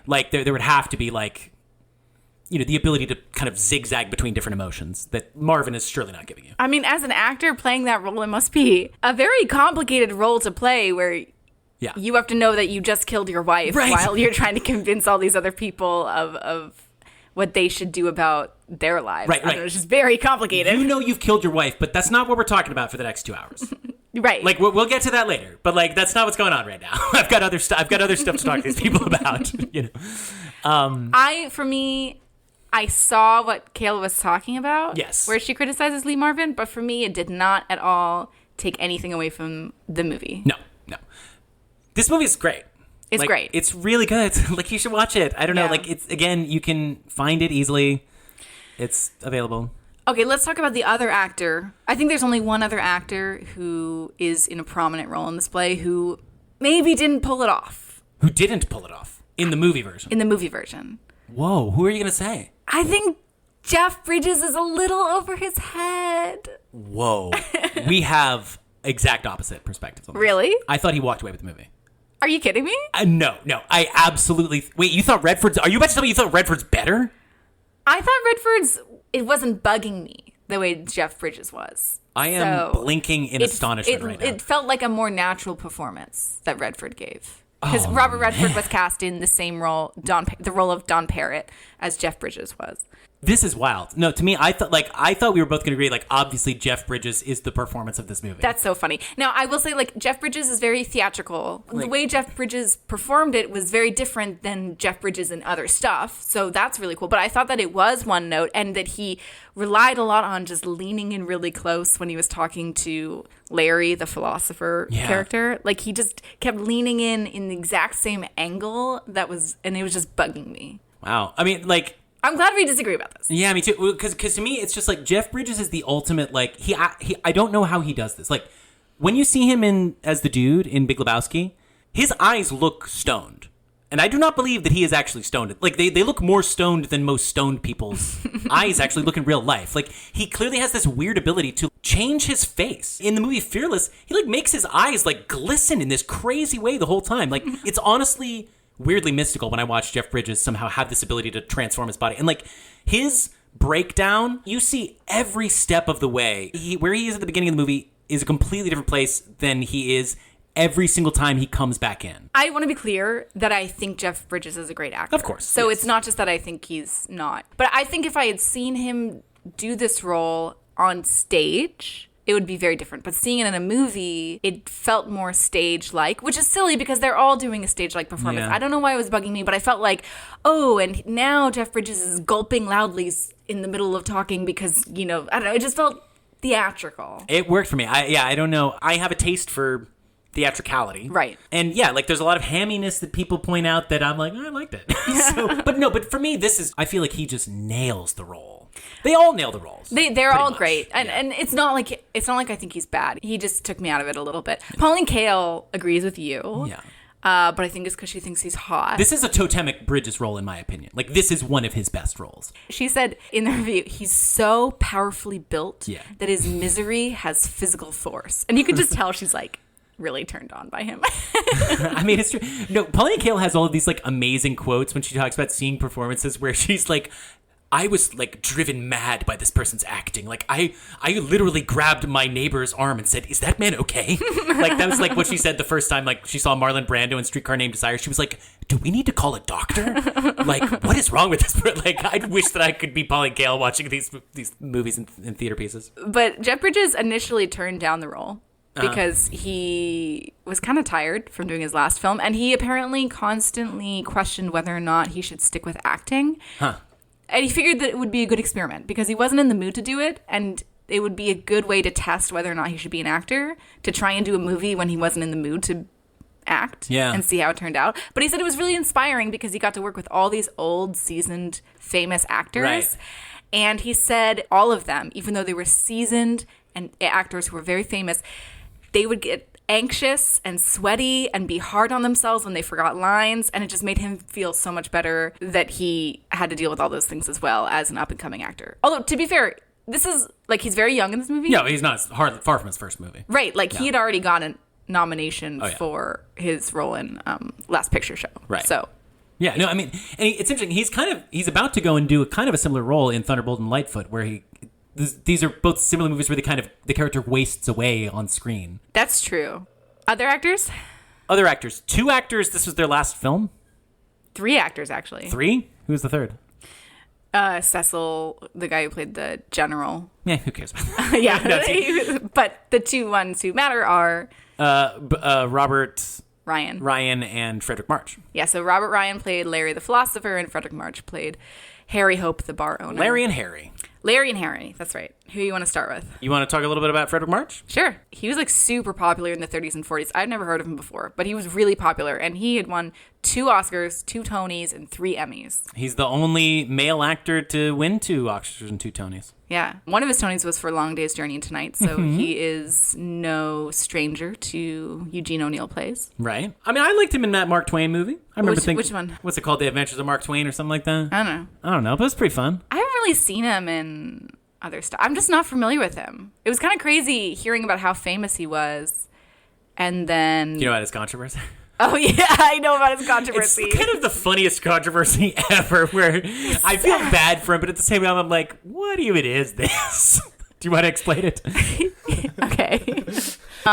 He was in a frat in college. Just a simple fraternal organization. I want to be clear. This is a frat that you get into for getting good grades. He did not apply to be in this frat. Oh, he just was in it? Yeah. He was put in it? Yeah, kind of. Oh, that's so funny. Yeah. Okay. The frat. And it was only in 1919 and 1920, just 2 little years of his life. Unfortunately... I'm sorry. Due to a small oversight. The name of this frat, and supposedly was not affiliated with the other group of the same name. I'm sorry. The frat was called the Ku Klux Klan. The Ku Klux Klan really shouldn't be laughing. Which had been around as a racist organization for 60 years or 50 years at this point. Okay, but but I don't know that much about the history of the Ku Klux Klan, but it underwent like a what's it called? Like a rebirth. Yeah, around this time. This time. And the rebirth hadn't really taken off. Yeah, maybe these people were they were just trying to, claim the name before it got used for its original purpose. Look, okay, Frederick March was a civil rights activist.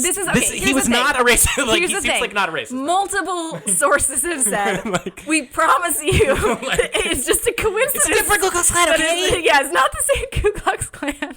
Why are you being so weird about it? Just because this is named the Ku Klux Klan. And they quickly changed their name once they realized that this was a problem. I wouldn't be surprised. Once they realized this was a problem. I wouldn't be surprised if there were like a couple people involved in the frat who were Klan members, but that the majority of the people involved were like not. These people who just got in there because they had good grades. Right. They didn't even know. It's so funny. Like, so there were these students who were like, wow, there's this theater on our campus named after Frederick March. And then they look into him and they're like, he was in the Ku Klux Klan? And then they protest. And people have to explain. No. I swear to you, it's okay. Let me explain why. And it makes no fucking sense.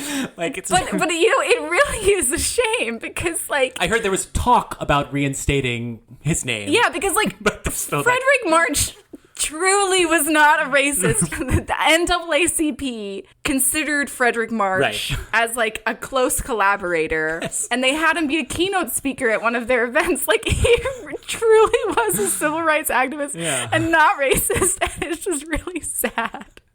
The controversy. Sad, I'm yet sorry. Kind of can't keep us from laughing. I'm sorry. I laughed way too much at that. What a fucking thing to say, oh, that was a coincidence. Anyways, but he's good in the movie, I think. Frankenheimer seemed to think he was robbed of an Oscar. I don't know, Oscar nomination? Kale makes such a big point about March's performance, and I preferred Larry, to be honest. Oh, yeah. I think the thing is that Harry, Frederick March, because he was so famous when he was younger, like, okay. And there's an emotional element to Harry, too. And he was the dude who did Dr. Jekyll and Mr. Hyde, right? Like, that's, like, that's the type of fame we're talking about. A protean actor. A guy who can play really different roles. Yeah. Like the kind of person you get from Dr. Jekyll and Mr. Hyde. Yeah. So I think that's definitely informing the way people and he died. view him in like, he died right after the movie came out. And so people are like, come on, you got to get this guy an Oscar nomination. And Pauline Kael points out that, like, usually the character of Harry Hope can be kind of boring. Yeah. But isn't in this 1973 version, and Frederick March is to thank for that. Yeah. Robert Ryan also died. Yes, who played Harry. Yeah. Sorry, Larry. Sorry. The philosopher. The anarchist. The syndicalist anarchist. Yes. Okay, what do you think of Robert Ryan? I liked him. He's done a couple movies with Lee Marvin in this period. They're kind of hanging out a lot. Like, what else? I think he's in Wild Bunch of Magnificent Seven. Or, not Dirty Dozen. So I feel like it's like, you got a big group of guys, well, you got to get Ryan and Marvin together, right? There's something about the way that Robert Ryan plays it where, okay, all the prostitutes love him because they're like, you're pretty attractive. And I get that. And I think that's why I also loved him so much. Like, he's like a hot old dude. Right. And this is a phrase that does not typically escape Elena's lips. Yeah, I normally do not like I normally hate old people. But there's something about him. Sure, they don't sexualize them. He's very charming. He did date Parrot's mom. And Don Parrot's mom still had the hots for him. So. That's right. Yeah. I thought it was really good casting. Yeah. Yeah, when I was watching the Lumet version, I didn't like that Larry as much. Yeah, the same guy plays the bartender in both. Same guy who plays Hugo as well. Yeah.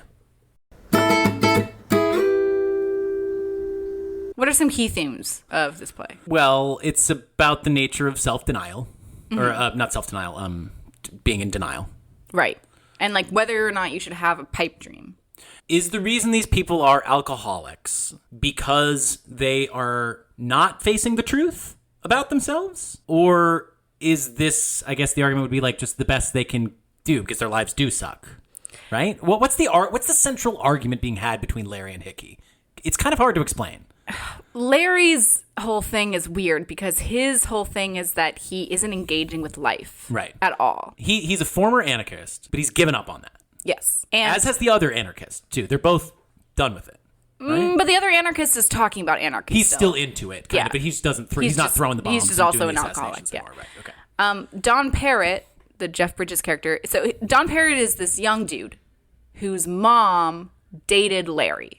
So Don Parrott is involved in the anarchy. Yeah, his mom is still an anarchist. His mom. Okay, this play has a lot of key off-screen characters. Yes, that's true. And they would be Hickey in the beginning until Hickey arrives. Right. And then you've got Hickey's wife, Evelyn. You've got Don Parrott's mom, who also is involved with Larry, or was involved with Larry in the past. Yeah. And then maybe you could say the Iceman is an off-screen character, but he's like not even a real person. So. Right. Excellent off-screen characters. But Larry, his whole thing is that he's not engaging with life. He was involved with the anarchy community. And then you get the sense that some combination of alcoholism / his relationship not working out with Don's mother made him leave the anarchist group behind and just drink himself to death. He starts the play with full awareness of the situation that he and everybody in the bar is in. He describes them all as being afflicted by pipe dreams which are ruining their life. He claims that he himself has already broken free of the bounds of this pipe dream, which he used to call, the movement, anarchism, right? Yes. He's left it all behind. He doesn't have a pipe dream anymore. And that he doesn't lie to himself. Right. He says he doesn't like how other people lie to themselves, and what he wants to do is die. Yes. And that apparently is his pipe dream. Yes, that's right, exactly. Like his thing is that not only is he like not engaged with life, right, okay. but he also is telling himself he wants to die when in fact he is not brave enough to do it. Yeah, so that's what he's saying at the end when he says, I'm the only true convert. Right. To Hickey, is he realizes I don't want to die. But it's so crazy. Interesting because you're like, do you believe him? I know. Even at the end. Right. And as an audience member, do you want him to want to die truly? What do you think is right for these characters? What is O'Neill saying that these characters should do? I think O'Neill is saying that these characters truly have no hope. Right. Because they're alcoholics who are very sick and nothing will change that for them. Now, what I say, obviously, there are plenty of people who've been in recovery from alcoholism. I just don't think O'Neill thinks there's any hope for anybody in that bar. Right. Which is interesting because he was... Exactly. Larry. This is a semi-autobiographical play in a way because he attempted suicide. Yes. In a bar, similar to where Iceman Cometh was set, and he did succeed in quitting. Yeah, exactly. Yeah. I would say that this play is engaging with the question of is an alcoholic just addicted, or is it usually because they've got problems in their life that need fixing, and short of fixing those, they're never going to cure their alcoholism, right? But I don't think they can fix those if they're alcoholics. That's the circular logic, yes. All of these people are based on real people that he knew, except Hickey. Oh, interesting. Hickey is the only invented character for the play. Wait. Don's mother is not somebody he knew. It's somebody who he knew about. Sure, but a real person. A real person. That's what I'm saying. Yeah. Like Hickey is He didn't know a hickey. Okay. He originally thought that he was going to have the bartender be the one who's tried to get them sober and get them off their pipe dreams. Interesting. But hickey, then he was like, oh, no, I need this other character coming in, which is pretty brilliant. But these characters, while symbolic, are all representative of actual people that he knew that were having these specific issues at this moment in time in 1912. Right? Yeah, I mean, the whole anarchy thing does feel very specific. Right, exactly. I mean, it's so interesting because, Eugene O'Neill in the 19-teens is hanging out with the president of the Communist Party and his wife, right? So he's a communist.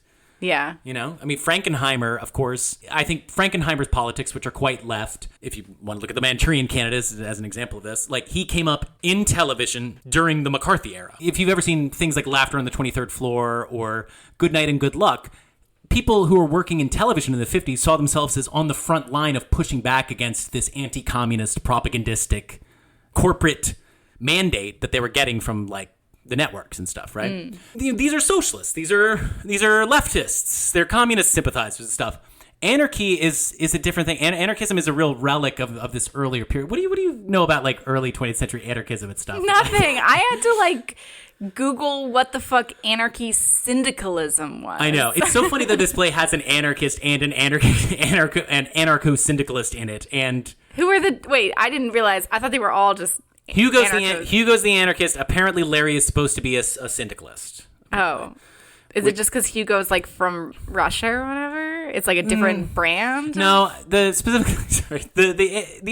it is a different brand, yes, but the anarcho-syndicalist is a little bit more of, like, looking at trade unions as being the method of, you know, how we're going to organize society in the future, as opposed to, like, I think maybe straight anarchy, you might say, like, they don't even want to go that far. Okay, I guess. I think that's the in that O'Neill had, is that he became involved with the unions trade when unions, he worked as a seaman. Right. Exactly. Just to quick, I feel like we might have touched on this, but yeah, this anarchism of the early 20th century, which is this, like, let's just blow shit up and kill people, like the honor of the deed. This is what World War I is born out of, is this idea of political assassination with the attempt to destabilize the world and bring about a new society where we don't have states and stuff like this, right? This is an idea that died out around the 20s, I guess you could say. Yeah, I know nothing about Anyways, this play has a lot of stuff. It's about imperialism. It's about anarchism. It's about a lot of the stuff that was in the mix in this pre-prohibition bar. I enjoyed learning about Emma Goldman, who is the person who Don Parrott's mother is based off of. Yeah, right. And is somebody that O'Neill admired quite a lot. Yeah. And she is super famous within the world of She's anarchism. A character in 3 musicals. Oh, which ones? Which ones? Yeah. She's in Rags, which nobody ever sees. She's in Ragtime, two rag-based. I think that's sexism. Something about periods and women on their rags. She was very pro, like, reproductive rights. She was imprisoned several times for inciting riots and illegally distributing info about birth control. Exactly. How fucked up is that you can go to prison for just telling people about birth control? What the fuck? Pretty amazing. But also, the third one is Assassins. So she's a character. Oh, she's in Assassins? Yeah. That's a great musical. She's the one who inspires Cholgosh to kill McKinley. That is really the only American anarchist assassination, honor of the deed type assassination. We talked about this before. In America, we usually only have crazy nuts who kill the president for some strange grievance that only they really know about, or, you know, some weird political ideology. But this idea of political assassinations had purchase in a large groups of people in the early 20th century. Again, I say it's basically what started World War I. So it's got that in the mix. It's got this post-imperialist, the Boer War thing going on. Yeah, and I didn't even know what the fuck the Boer War was. I can't say I really know that much about it either. But it's like he's Belgian versus the Brits. They're fighting over a piece of imperial land, probably? I think so. Yeah. I got the sense it was in Africa. Yeah, right, yeah. And it's a super international play. Yeah. Like, you've got an Italian, you've got multiple Irishmen, you've got a German dude, you got a British dude. Like, yeah. It's kind of crazy how many different... You have Russian. Like, it's super international. No, it's true. There's some racial politics that are pretty well discussed, pretty well woven in to the mix. They're really light in there. Like, right. So there's this character, Joe, yeah, who His pipe dream is that he wants to reopen a gambling house for black people. Right. He used to have this. He was very popular and successful doing it, and he wants to open it again and be successful again.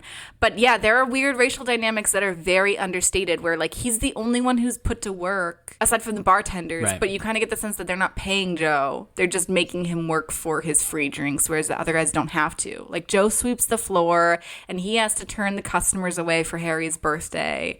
And so they treat him as less than. I think that the racial dynamics are very well woven through. It's a play that has a lot of characters in it. So nobody's really, like, and it's talking about all of these different ills that ail people.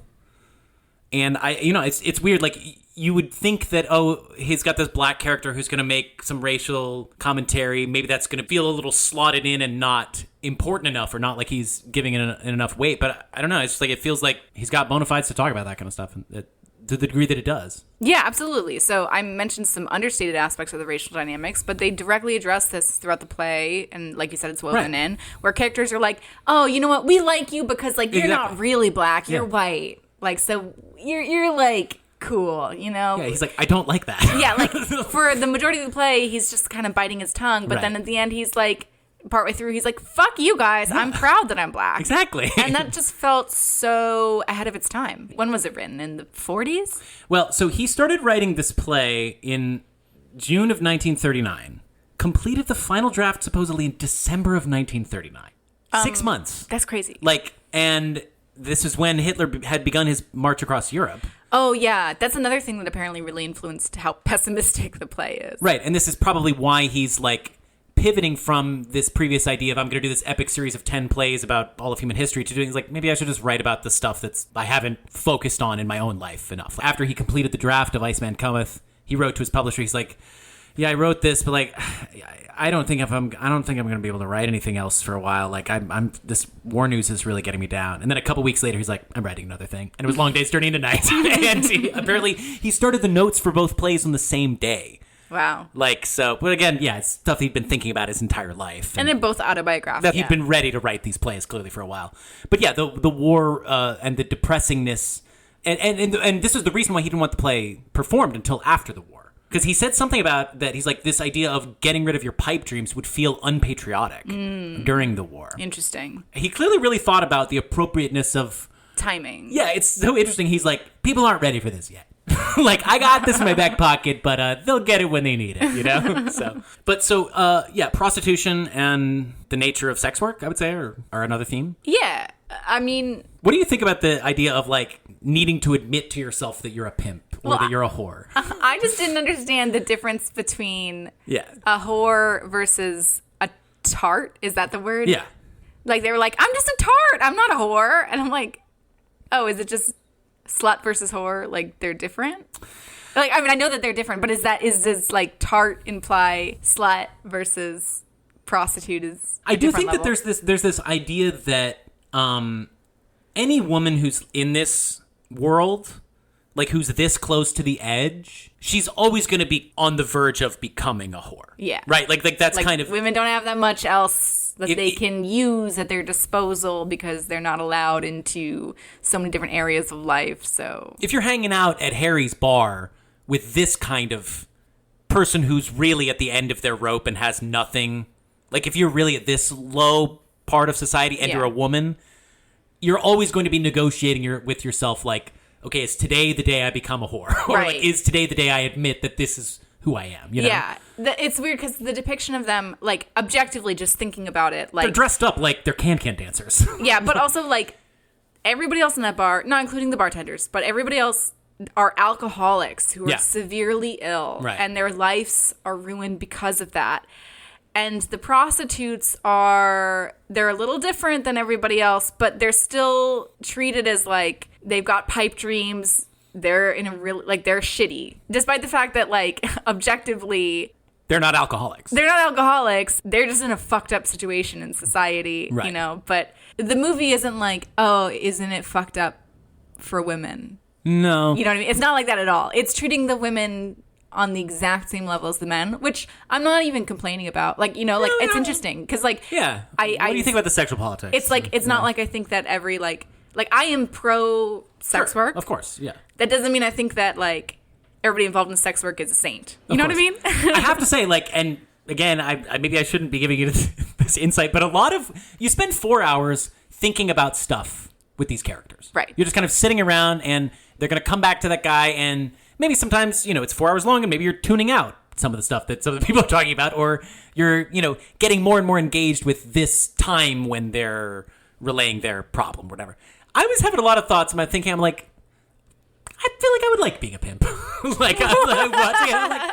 would like to try pimping. Were you like, I would be a nice one? That was. No, but that's the thing. So the guy, like, he doesn't want to admit to himself that he's a pimp, but to me, it's like, I actually feel like you seem to have kind of a good relationship. Like, what's the problem that he has with the women? Is there once he admits that he's a pimp, then he suddenly slaps her around. Right, then he becomes a cliche pimp. I think for him, he's like, pimp equals taking advantage of them. Because that's the thing, is that he's like, I'm just their friend. Taking their money. Yeah. That seems to be the key thing. Literal definition. Literally just stealing their money. Yeah. And he's not even providing, he's not like arranging hookups for them. They don't live there. Pimps are bad. Okay, so you don't think I should have a late in life career change? I'm going to veto that one. Wait, you think pimps are automatically bad? I think some people think pimps are good because it's like that's the agent for the prostitute. Like they don't have to deal. The prostitute doesn't have to deal with the shady characters, the shady Johns. Like the pimp protects. This is the argument. Then we should call them. Maybe agents. we shouldn't negotiate this question on this particular podcast. But like, right? Like there is an argument that some people think pimps are good because they help the women that nobody's love is going to be better than a pimp's love. They always take advantage of. Oh my god, I don't even want to. Okay, so sex work is discussed though. In a very frank way. Yeah, and there's characters who are clearly misogynistic towards the women. Saying bitch, and that's when they say it, you're not like, oh, people just said that. No. When they say that, you're like, oh, that's fucked up that they used that word. Yeah, that's Hickey's breaking point, right? When he, like, in his mind, like, he yells at Evelyn, he's like, I just thought, what does he say? Like, because it's like after she dies, and he says, like, take that, you bitch, or something. Like something like, you damn bitch. Right, and then he almost basically, like, gasps and covers his mouth with his hands. He's like, I wouldn't say that. Yeah. Dude, come on, I didn't call her that. Parrot starts having that. It's so weird how he like transfers the feelings to Parrot, and Parrot is then viewing that as his relationship with his mother. That's definitely a trippy aspect. Is like Parrot and Hickey's characters seeing themselves in each other, seeing their guilt in each other, and then when Hickey is talking, Parrot thinks that people are talking to him because that becomes the whole central debate between Parrot and Hickey, or like Hickey is like, I'm not like you. You sold out your mom, right? Because you hate her, right? And I killed my wife because I love her, right? Exactly. Because I knew that she couldn't handle the truth, and this would be better for her, and better for me, and better for everybody, right? But then it breaks down when he realizes he killed her because he hated her, because that's why you kill somebody, right? Like so, that's not the only reason. You developed a crazy rationalization. Yeah. Like, I think the implication, the play comes down very hard on the idea of you've probably come up with an incorrect rationalization for needing to murder this person. Right. If you feel that there's probably something you're missing. Yeah. I want to talk about marriage. Yeah, marriage. Right. Speaking of hating women. Right. How do you think the play depicts marriage? Well, it's really funny because it's like Hickey comes and he's acting really different. Mm-hmm.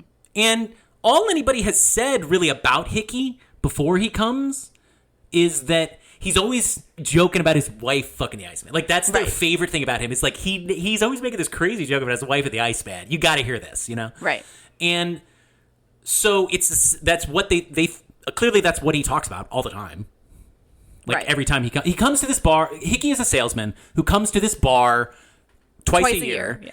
It is Harry Hope's birthday. They all have no money, and so they're very excited for Hickey to come and start the party. We're going to have an amazing birthday for Harry because he buys them all drinks. Yes, because Hickey has money. Because that's the central thing is the idea is Hickey is actually a success. Yeah, that's true. Like he doesn't live in that bar. Right. He just comes by. He's friends with all of them. He earns money. Yeah, he's kind of slumming it a little bit. Yeah. Like this is where he gets to go have fun out of the house. He does have a drinking problem. Yes. But it's not to the stage of just drinking his life away. And he stops pretty easily. It does seem like he had to murder his wife. You're right. I suppose that's not easy. But it does seem like that he doesn't ever want to drink in this play. Yeah, but it's literally just like the day after he murders his wife, he doesn't drink. Fair enough. You're right. He could just still be in this like insane. Right. But my point is like, yeah, he like the alcoholism thing does seem to have been fixed for him. Which again, like Eugene O'Neill stopped drinking. This so is the secret to breaking your alcoholism is just murder somebody. Well, you have to have this whole setup of this complex emotional relationship in order to get to this point, in order for the death to mean enough for you to be able to stop drinking. Now, it is an interesting thing, like Hickey's whole ideology of giving up your pipe dream feels a little bit like surrendering to a higher power. Like the AA thing. Yes. And so it is really weird thinking about, like, how convincing is Hickey's ideology? The alcoholism, obviously there is a lot of stuff about every person you've ever met who, like, they should face a lot of things about themselves. I'm a big fan of honesty with oneself and it's self-reflection. Hard. It's still hard, though. I'm sure there's things you're not honest with yourself about in some true, ways, yeah. you know, like... But I'm a fan of being honest with yourself and then forgiving yourself for it. Sure. And then, but also trying to address it. But the thing is just like, with the guys in the bars, like, they are really stuck. Right, yeah. They're I have cartoonishly no stuck. hope for them. But then you hear these stories of people who have been hardcore alcoholics their whole life, and something happens where they are able to make the change. So it is possible. It's just hard to have that hope ever for people. It's just such a heavy thing, and Eugene O'Neill does an amazing job of capturing it because he unfortunately had so many people in his life who were alcoholics. And the absurd nature of having this 4-hour-long play where you have a bunch of characters that... You spend a lot of time with them, and you get to know their very specific issues. It piles... Like, how many characters are there in? Like, 16?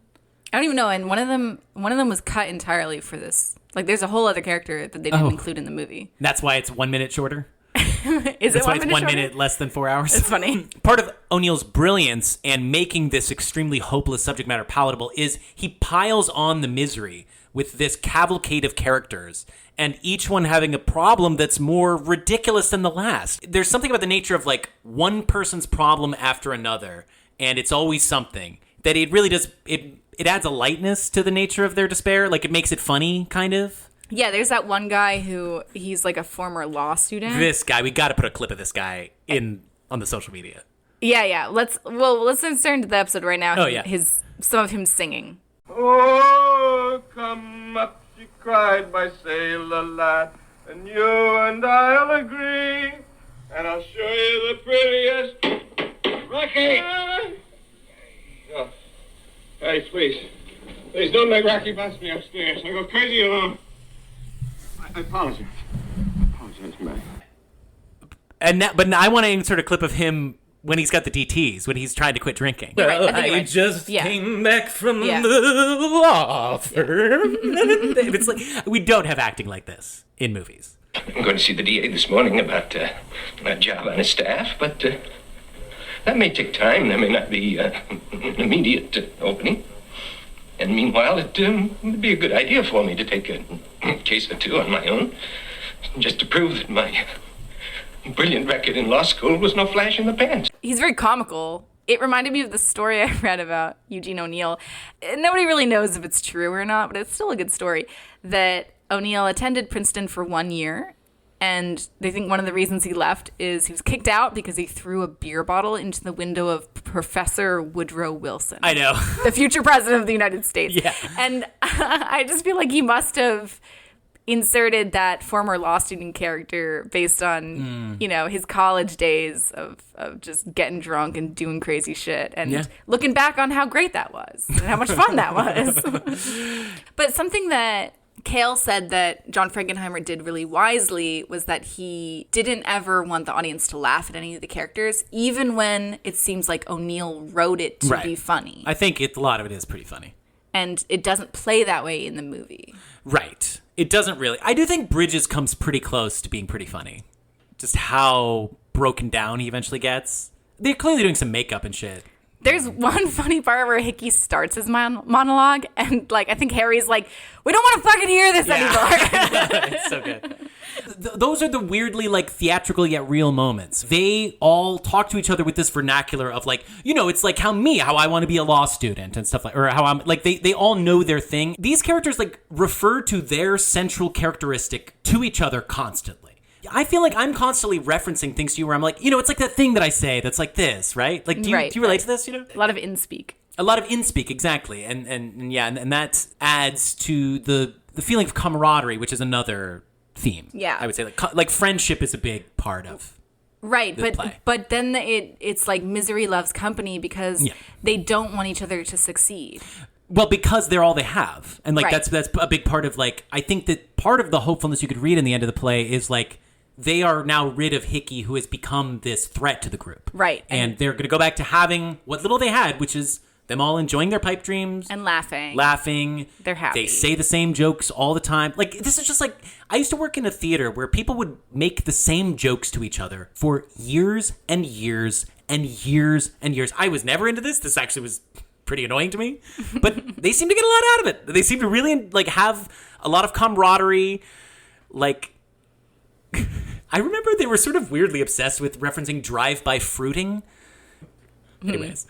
Good they would story, say babe. these things over and over again, is my point. And people get a lot out of it. They get a lot of these out of these banalities, seemingly. Yeah.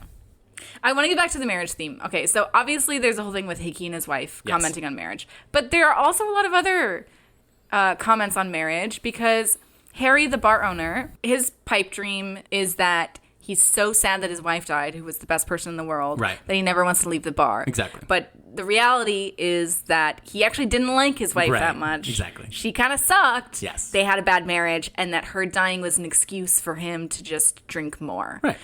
So that's not a good marriage. A lot of the realizations are like, I was always an alcoholic. Right. Like, I use wasn't this as an really excuse. caused by this problem. Yeah. Like, which is so relatable. Right, Because exactly. if you are on the path to alcoholism and something bad happens in your life, you're going to clutch to that as an excuse to drink more. And it's just, I don't know, it's just so real. And there's also Jimmy Tomorrow, where his wife leaves him, and he uses that as an excuse to drink. But the realization is that he was drinking even before then. he's like, I drove her to it because I was drunk. Right. Yeah. And then there's Dawn's mom, who does not believe in marriage. Exactly. The depiction of, like, growing up as the child of anarchists in this time period is very vivid and interesting. Yeah, it is very interesting. But Dawn's mom, like, you're not like, oh, she sucks because, Dawn ended up hating her. Right. And you're not even like, oh, she 'cause sucks Dawn because sucks. she killed people Yes. by setting a bomb off. And yet she is presented as a hero. Right. And this liberal woman who is free and doesn't believe in, like, tying herself down with marriage. And Clearly it's like, part of what made the Larry not like it. Right. Yeah. Because she, wasn't faithful to him or whatever, Exactly. but she also didn't believe in that. But she's like the one character who seemed like she had life truly figured out for herself. Right. And I just think it's really interesting because she's the only one who didn't give in to marriage. Like, she didn't believe in the idea of marriage. And O'Neill himself had like 3 different wives. So, he probably didn't think marriages were that great either. There is something about, like, long-term relationships that go hand in hand with a certain kind of self-delusion. Do you know what I mean? Like, you have to, like, you're constantly having to tell yourself a story about, like, oh, we're these people, right? Do you know what I mean? Like, I do feel like there's a certain amount of, like, narrativizing that you do in a marriage that you don't do in your relationship with, like, your coworkers. Do you know what I mean? Yes. Like, totally. you have, like, this is the story of us. I mean, you know right? each other so intimately. You can Yeah. hurt each other so more. Of course. And it feels like such a failing if it doesn't work. Yeah, right. It cuts so deep. The final monologue just really shows you how deep those, like, a look from your spouse can cut you, like, so much worse than, something really horrible that some stranger says about you, And we say this as a married couple. Yes. Right, sort of sadly looking at each other and nodding. The marriage stuff is great. It's really funny how, like, everybody's talking about Hickey. They're like, oh, he's always talking about his wife fucking the Iceman. And then he comes and he's acting all weird and different. And what they all keep saying is, like, do you think, like, his wife really did cheat on him? Like, I just love how they're talking about, like, cheating in this thing. Like, it's not like a piece on the side. They're like, his wife cheated on him with the Iceman. Like, and they're like, do you think that it really was that his wife was cheating on him with the Iceman? It's an interesting play that has a lot of poly themes because, like, obviously Dawn's mom is poly, and Hickey, imagine how his life would be if he also was poly, because clearly he can't help but sleep with other people. Yeah, there's a fascinating, sexually transmitted diseases make a fascinating cameo in this play in a way that's just kind of, like, very real and not talked about. Right. It's dealt with in a sort of sympathetic way, like, and yet it's also like clearly like the main source of shame of Hickey's life, I guess. Would you say? Yeah, I love the way I love what he says. I picked up a nail from a girl in Poughkeepsie or whatever. Yeah, Picked up but a the nail. way he says I think both Robards and Marvin deliver it in a similar way, where their shoulders just slump down when they say that they convinced their wife, Evelyn, that... Salesmen get those sorts of things from sharing drinks on trains or whatever. Yeah, exactly. And it's just like the shoulder slumping, the shame. I like that you brought up shame. Right. Because I think that's a major theme in this play and something I care a lot about. I think shame is one of those things that makes people the worst version of themselves, and it's something that we should all try to not ever have. Like, I think nothing you do should lead to feelings of shame, because we're all human, and that doesn't mean that there isn't bad behavior out there, but shame is just such an insidious emotion. But it's like, what do you think Evelyn was really like? Do you know what I mean? Like, I could see him having described the situation perfectly. Yeah. I bet he really did know his wife pretty well. I think so too. He's like, I could see her trying to believe me when I'm convincing of this. She thought that I couldn't see that she was making herself believe it. Like, he's like doing this game theory stuff where he's like, I know this woman. Yeah. So it's kind of this inescapable thing where like you can tell that the wife is also trying to be like, no, like, I promise you, I get it. I love you. We're okay. But also betraying that she's not okay with it. In a way where you know that she probably is shaming, does feel as shitty about him as he thinks. You know, it's like... I mean, I kind of already said this, but I think Hickey's main issue is not his own pipe dream, but Evelyn's pipe dream. Right. And that is what destroyed him in the end and drove him towards his psychotic break and feelings of hatred. And I really don't mean to say that it was her fault or whatever.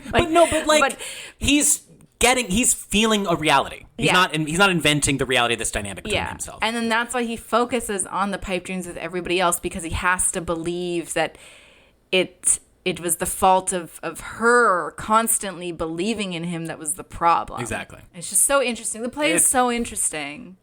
It's a really good play. Do you think we're describing it and it sounds more exciting than it is, or more boring than it is?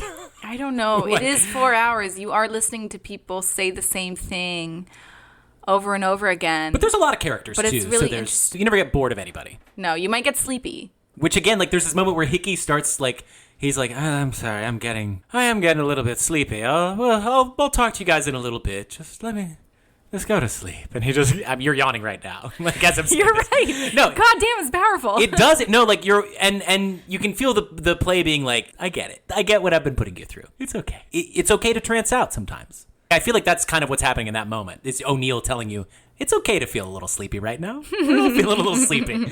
Just, I'll get you back. Larry, the philosopher guy, the anarcho-syndicalist, he seems to think it was right and correct for Jeff Bridges' character, Don Parrott, to commit suicide. So, okay. And Parrott... I just want to say, this is the most amazing moment ever in the play. Yeah. It creates such crazy tension because all the other characters are desperately laughing because they're so happy that they can get back to ignoring Hickey's shit. Because Hickey's gone because he called the police and confessed to the murder before he confessed to them. So he's always planning to go to jail. Right. He wasn't planning to get away with this murder. It's true. By the way. Yeah. Yeah. So Hickey's gone now by the police. The play's not over yet, though. And it's not just that Hickey's gone. It's that they have all decided that Hickey is insane. Yes. And therefore they can ignore everything he said. And it is a little unclear to what degree they actually think he's insane. Right. Versus sometimes it seems like they were defending him just because he was their friend. And I wonder if that plays differently in a different version where Hickey's always presented as insane. Like, I wasn't clear when I watched it first. It's almost like Harry, the bar owner, is trying to convince Hickey because he knows that the police are listening, like, oh, you're insane, right? Like, you can plead an insanity No, you're right. case. He does play it that way in the thing. And it's just kind of interesting. That is true. Yeah, that is fascinating. They all probably clearly have different thoughts about it, but they come together as a group to realize the value of treating him as wrong, as you say, or there was no value in any of the stuff that he was just trying to say. Right. They can just ignore everything that happened and ignore all of the shitty experiences they went through. Right. Except Larry, who, like, Larry says, I am the only convert. Hickey did convince me. Right. But so the argument is Hickey and Parrot are basically like struggling over the soul of like their own motivations with why Parrot turned in his mother and why Hickey killed Evelyn. Right? And they come to the realization that it's because they hated them because she was a bitch. Right? And so then... Sorry, not because they were actual bitches, but because they thought she was a bitch. Because they couldn't stand had misogynistic thoughts, and wrongly so. So you think that's inherently misogynistic? I feel like that it's just like that it's hateful, kind of. I the use of the word bitch definitely think there's gender dynamics. I mean, you're right. There is. No, that's true. Because Hickey is presenting himself as this like I'm a thoughtful, understanding kind of husband, right? In a way, even though he feels so bad about because the whole thing is Hickey's been making this joke for his whole life that the wife's cheating on him, but he's cheating on her. Yeah, and he says that he even like wished that she would go cheat on him and told her so. That's why he said it all the time. Yeah. I'm sorry, guys. I know this is like a really weird. It's confusing for us, like what what the play is saying at the end, right? Because Parrot is now guilt-ridden because he has admitted to himself that he hated his mother. And this is where Larry comes in because Larry has not been engaging with Parrot the whole time. Parrot just wants Larry to absolve him. To not necessarily to absolve him. No, to agree with him because Larry doesn't like the movement because Larry doesn't believe in the movement. Sorry. Parrot wants him to tell him you did something wrong and you need to take responsibility for it. You think that's my opinion. What he wants from the beginning? Parrot wants, in my opinion, Larry to say, kill yourself. Okay. Right. Yeah. And then Larry eventually says, kill yourself. Yeah, you're right. And Parrot, Jeff Bridges' character, is like, thank you. That's what I was looking for. I just needed somebody else to say it. I'm going to go kill myself right now. Yeah. And Larry's like, good. Larry waits by the window, yeah, waiting to hear the body fall from the window. It's so fucking morbid and gruesome. Yeah.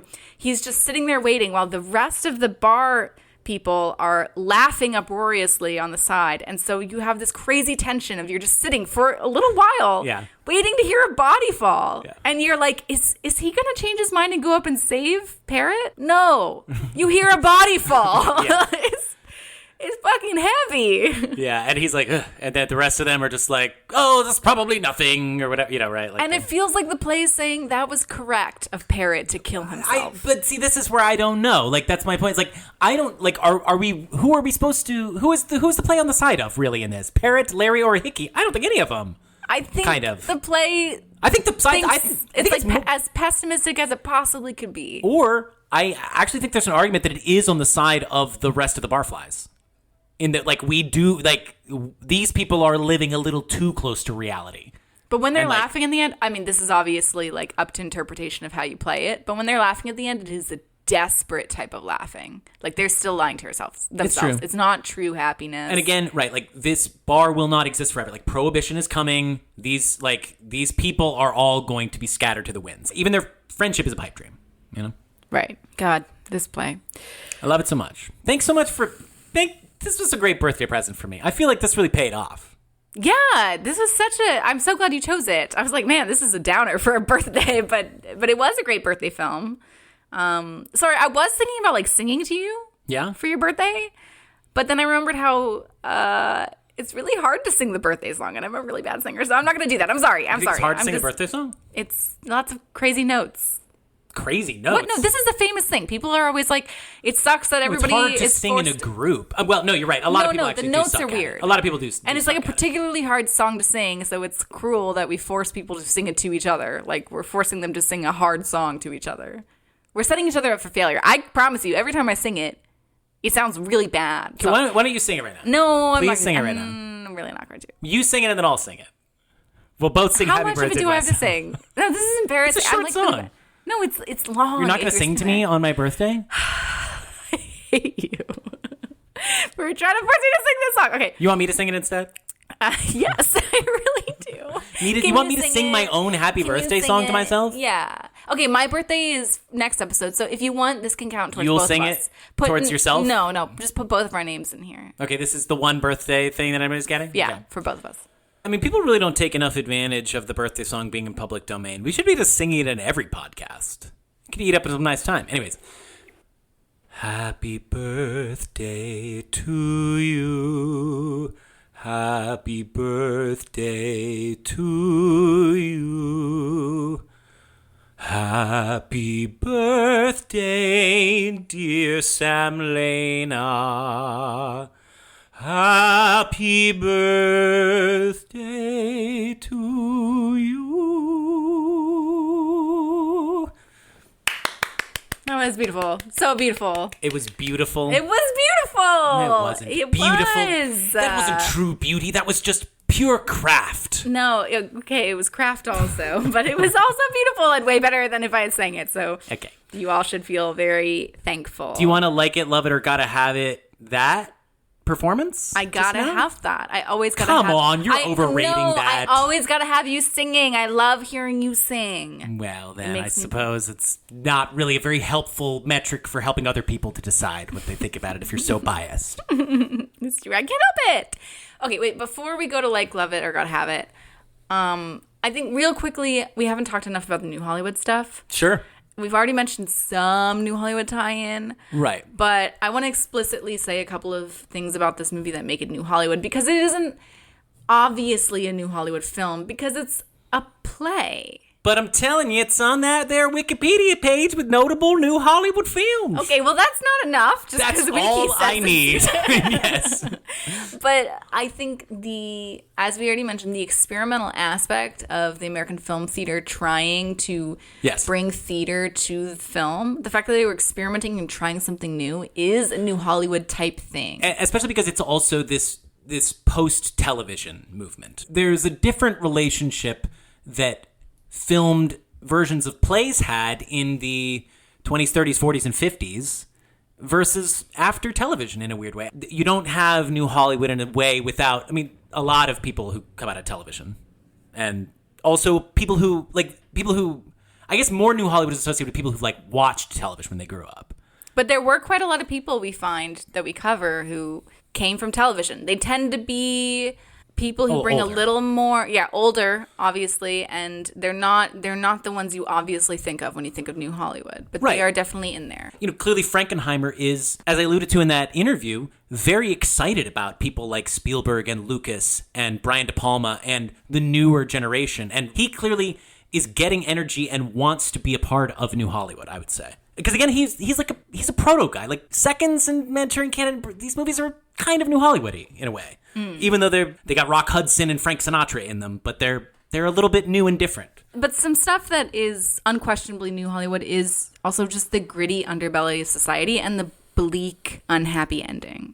That is unquestionably New Hollywood. All right, I think I'm ready for the Cold Stone scale. I am too. Okay, so just to run over it yet again, we have a special rating system here at Kaylee Rydles, and it's based on the sizing system at Cold Stone Creamery, an institution that I worked at between the years of 2003 and 2004. I had a fun time. It was an interesting experience. I've got a lot of stories, but more or less the only pertinent aspect of it to this podcast that we do is the fact that the sizes at Cold Stone Creamery are like it, love it, and gotta have it. And so that's how we rate movies. We say we like it, we love it, or we gotta have it if we at least like the movie. If we don't like it, we make up something about how it doesn't make the scale, or it goes in the trash can, or it's just a spoon with a piece of ice cream left on it, or something cute like that. So like it, love it, or gotta have it for 1973's The Iceman Cometh. Elena. I haven't thought enough about what I'm going to say. I think it's a gotta have it because I liked it so much. I immediately rewatched it despite the fact that it's 4 hours long. Yeah. And I think about it a lot. It is an amazing piece of art. The play itself. I love that there exists a movie version of it. I will think about it my whole life long. My life feels enriched because of it. Yeah. Why do you think this play, which is so theatrical, it's a single space, why do you think this play does make people want to film it? Just because it's so good, maybe? That's probably true. It's also cheap to make, you know? Cheap to make. They should film more plays. I think there's probably something gained by a film version with a play like this. Obviously, there's a certain amount of, like, seeing the stage picture of all of the guys, and, like, one pops up over here, and then another one pops up over here, but you see them all the whole time. That has a particular character, but, you know, this is different when you can just kind of go into a little corner of the bar with just this guy, and what's this place like, and what's this vibe like. Yeah, and it's really nice getting the close-ups of their face when they're doing all that acting. Right. I want to see their faces. And again, you can clearly kind of play with how broad the performances are. As I say, like, I really think they kind of consciously flipped the, like, everybody in the Robards version is much more subdued, and except for Robards. And in this version, everybody is pretty over the top, I would say, for film acting. I mean, look at Jeff Bridges, for example, you know, right, compared to Lee Marvin. And both work. Like, I just to be clear, like, I really don't have a problem with Marvin's performance. Again, like, I see what they're talking about, and I probably prefer the Robards performance because, like, I like Robards more as an actor in general. But, you know, I do think I could potentially be overrating how different it is, although they are pretty different. Like, they're pretty different. They do have a pretty different effect. To be fair, neither one of us has watched the entirety of the Robards. Right. We've only watched some of it. I probably watched about 40 minutes. I just I went through to the parts I was most interested in seeing, like Hickey's monologues, Hickey's entrance, and then I wanted to see various conversations with Parrot and Larry, like the Jeff Bridges, the Robert Redford. Wait, so remind me if we talked about this, but what did you think of Redford? I thought he was good in it. I thought he was more terrible. Natural. He was more natural. I didn't think he was really playing the role. Like, that's the thing. Like, I feel like Bridges he's playing the breakdown, but the character's breaking down to the point of suicide. Like, I don't think I watched the end, but, like, I have a hard time imagining that Robert Redford's Parrot can really make me believe this is a man on the verge of throwing himself off of a building. No, I think you should have watched the ending. Maybe I should. Did you watch the ending? Yeah. Oh, he pulls it off? I thought he did. Look, I'll watch it sometime. I fucking love Iceman Cometh. I can't wait to watch the full Robards version at some point. Yeah. And I think they should make another version of it. Yes. Like, I think the iconography is so cool. You know, I know it was, you know, I know it's inspired a lot of people. I wish Straw Boaters came back. What? Straw Boaters, the hat that Hickey wears. Oh, yeah. I love that hat. Like, why is that? Why is nobody ever, like, doing a new version of that? Yeah. In, like, like a pop diva repurposing some old look. Anyways, it's a gotta have it for me. I'm sure you could probably tell that. I think from, like, this entire thing. Like, I no suspense here. It was your birthday pick. It was my birthday pick. I loved it even more than I did last time. As you say, it really improves on rewatch. Mm-hmm. It's not something, again, the reveals in this work are all like, what is the character of this wrong that you did? It's not like the thing, like, you know everything that's going on with every character from the beginning. Right. So nothing can ever really be lost, I think. I find it very entertaining. The more you get to know these guys, you feel like you're in this world. Right. Like, you are absolutely absorbed in the world of Harry's Bar. So it's a gotta have it. I love it. Everybody should watch it. You're not gonna, though, because you're just a Philistine.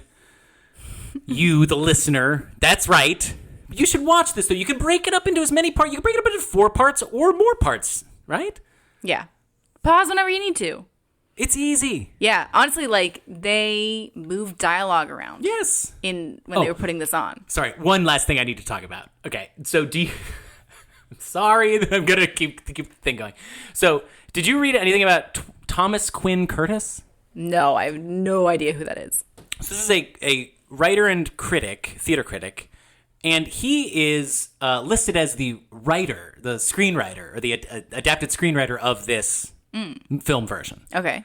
Which, obviously, the mandate of American film theater was to not change a word of the play as written for all of the productions that they were doing. Yeah, I mean, they did change some stuff, but they didn't change it any more than you would change it if you were putting on a production at your own theater. Yeah, this is this guy's only real credit. Thomas Quinn Curtis is like only like screenwriting credit. So, is there some secret story behind it? Well, I was reading about this guy because I'm like, what even in like you know? They gave this job to somebody who is a nobody because it's like a job that anybody who loves this play or whatever could do easily, right?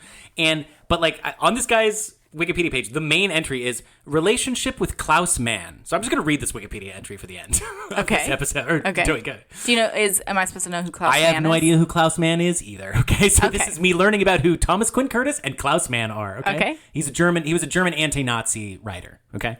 To Klaus Mann. In Budapest during the summer of 1937, he met writer Klaus Mann, 9 years his senior.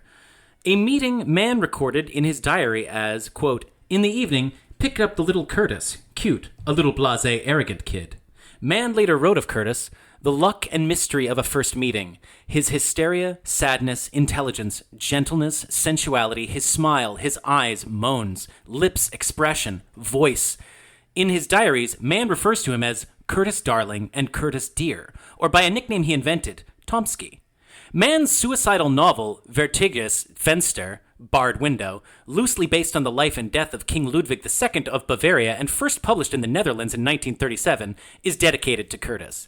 Their romantic relationship lasted through the end of the year, but was never untroubled as Mann fought addiction and Curtis socialized without him.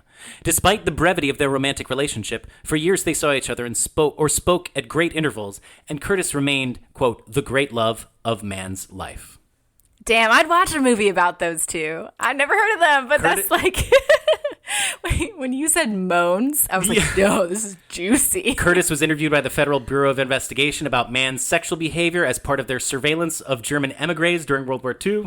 And there was an Emmy-winning docudrama TV miniseries, Die Mann. I can't read. Die Mann. Do you want me to read it? Sure, you want to read it? Yeah. Let me flex my German chops for a second. Die Manns, ein Jahrhundertroman. I'm sorry, we do have a listener from Germany who I always see from Frankfurt on Mainz, and they've been an OG listener from the very beginning, or maybe they've just subscribed and never gone around to unsubscribing. Who knows if they actually listen or not, but I apologize for my very poor German skills.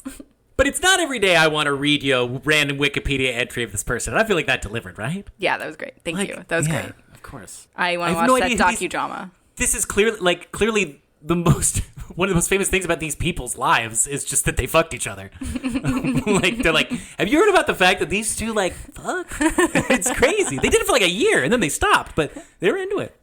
Anyways. Fucking hilarious. That concludes another exciting new Hollywood adventure. Thank you all so much for listening. Don't forget to subscribe to Kale Your Idols on the podcatcher of your choice. We would love more ratings and reviews. It helps us out a lot, so please leave those ratings and reviews. And we would love to hear from you. Get in touch with us. You can reach out to us on Instagram or X, or send us an email to kaleyouridols@gmail.com. We want to say thank you to the Illuminator for our logo, and thank you to ourselves for everything else.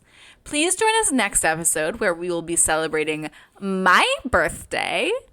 In contrast to Sam, who chose a highly intellectual and sophisticated movie for their birthday episode. That is good. That is good. Stop. I have chosen the most sentimental and weepy romance I could possibly find. Yes, that's right. It's Love Story. Don't forget to bring your tissues. Hey, Peter Fonda, how did we do? We blew it. Marlon Brando, Ellen Burstyn, Robert Evans, and Shelley Duvall. Sad endings 'cause of Watergate and Vietnam. Never thought I'd be so happy to see the old studio systems fall. New Hollywood. Weren't those movies good? New Hollywood. Weren't those movies generally good? Generally good.